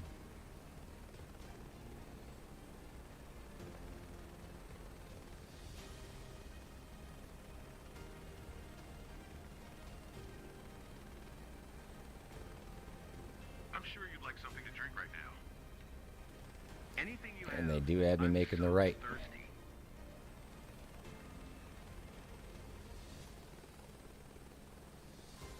One-time sim increase.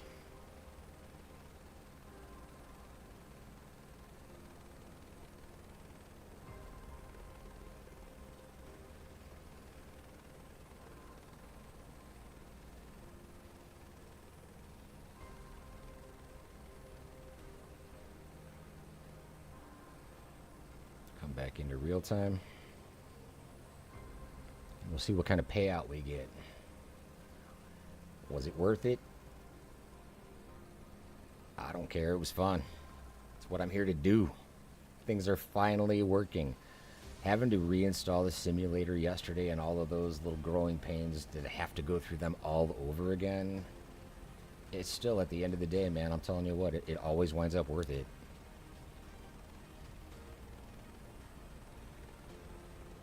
I don't hate it. I'm sure there's a couple people in the room that think I actually do it a little too much. Yeah, if you don't know, now you know. The little lady's here in the room, and she just giggled a little bit.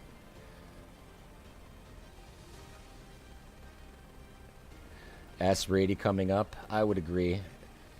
I would agree. Even though the retrieval time might take a little bit of a hit, I think we're okay with it.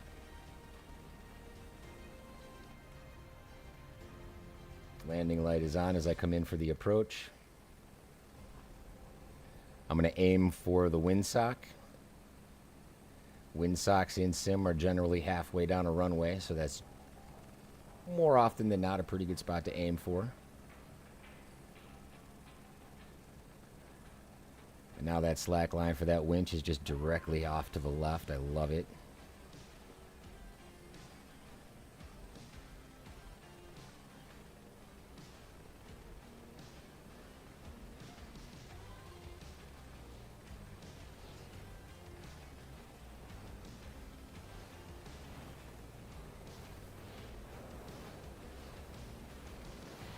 Oh, I didn't quick reply. Ah, of course. There goes my S rating. Boo. Boo. I don't know if it'll hurt me that bad. A taxi speed might.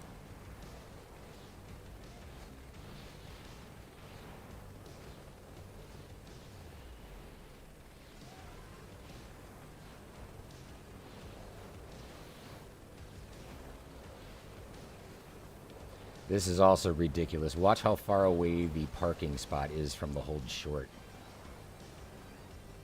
Like, why do we have to go through both of these procedures while trying to save someone's life? And why is there a forklift parked out here right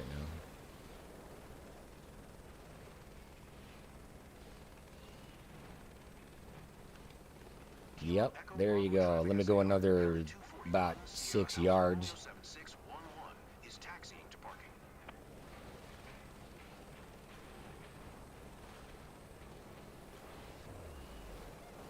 You're a lifesaver, SAR Heli 241, you know. Welcome back and congrats on behalf of everyone here. Thanks for having me.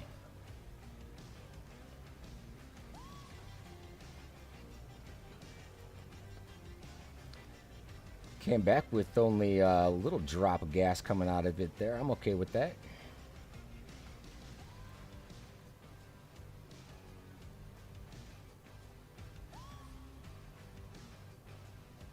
What do you say, guys? Nobody brought cameras today? Oh, we got one GoPro. Where's that footage? I haven't tried the replay camera mode in this either. I'd be curious to see if we can get replays of some of these rescues.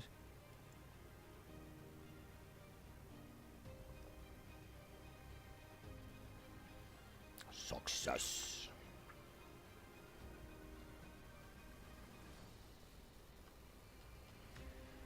$63 for retrieval time. I'm not mad. Everything went perfect. Here we go. The A it is. But what's the payday?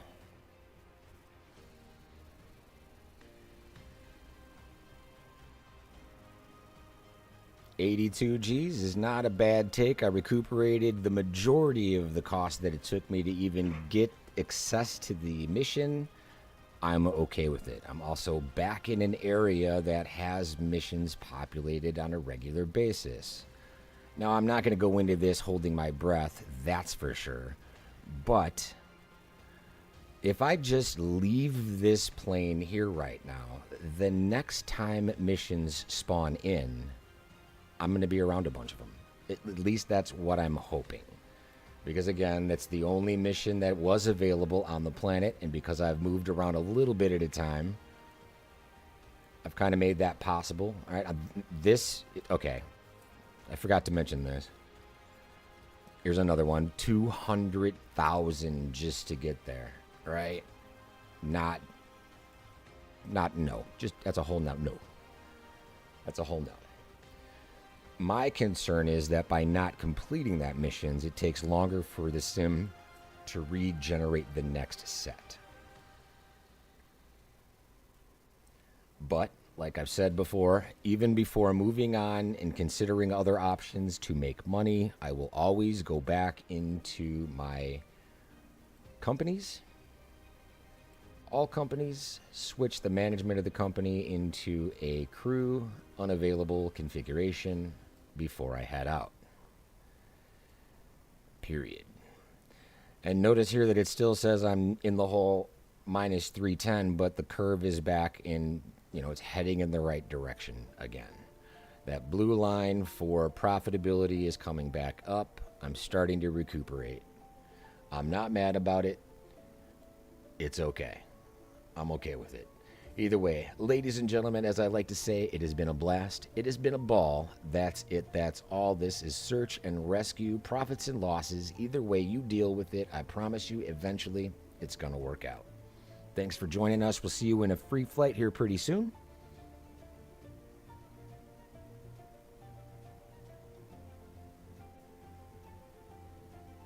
Thanks for coming along.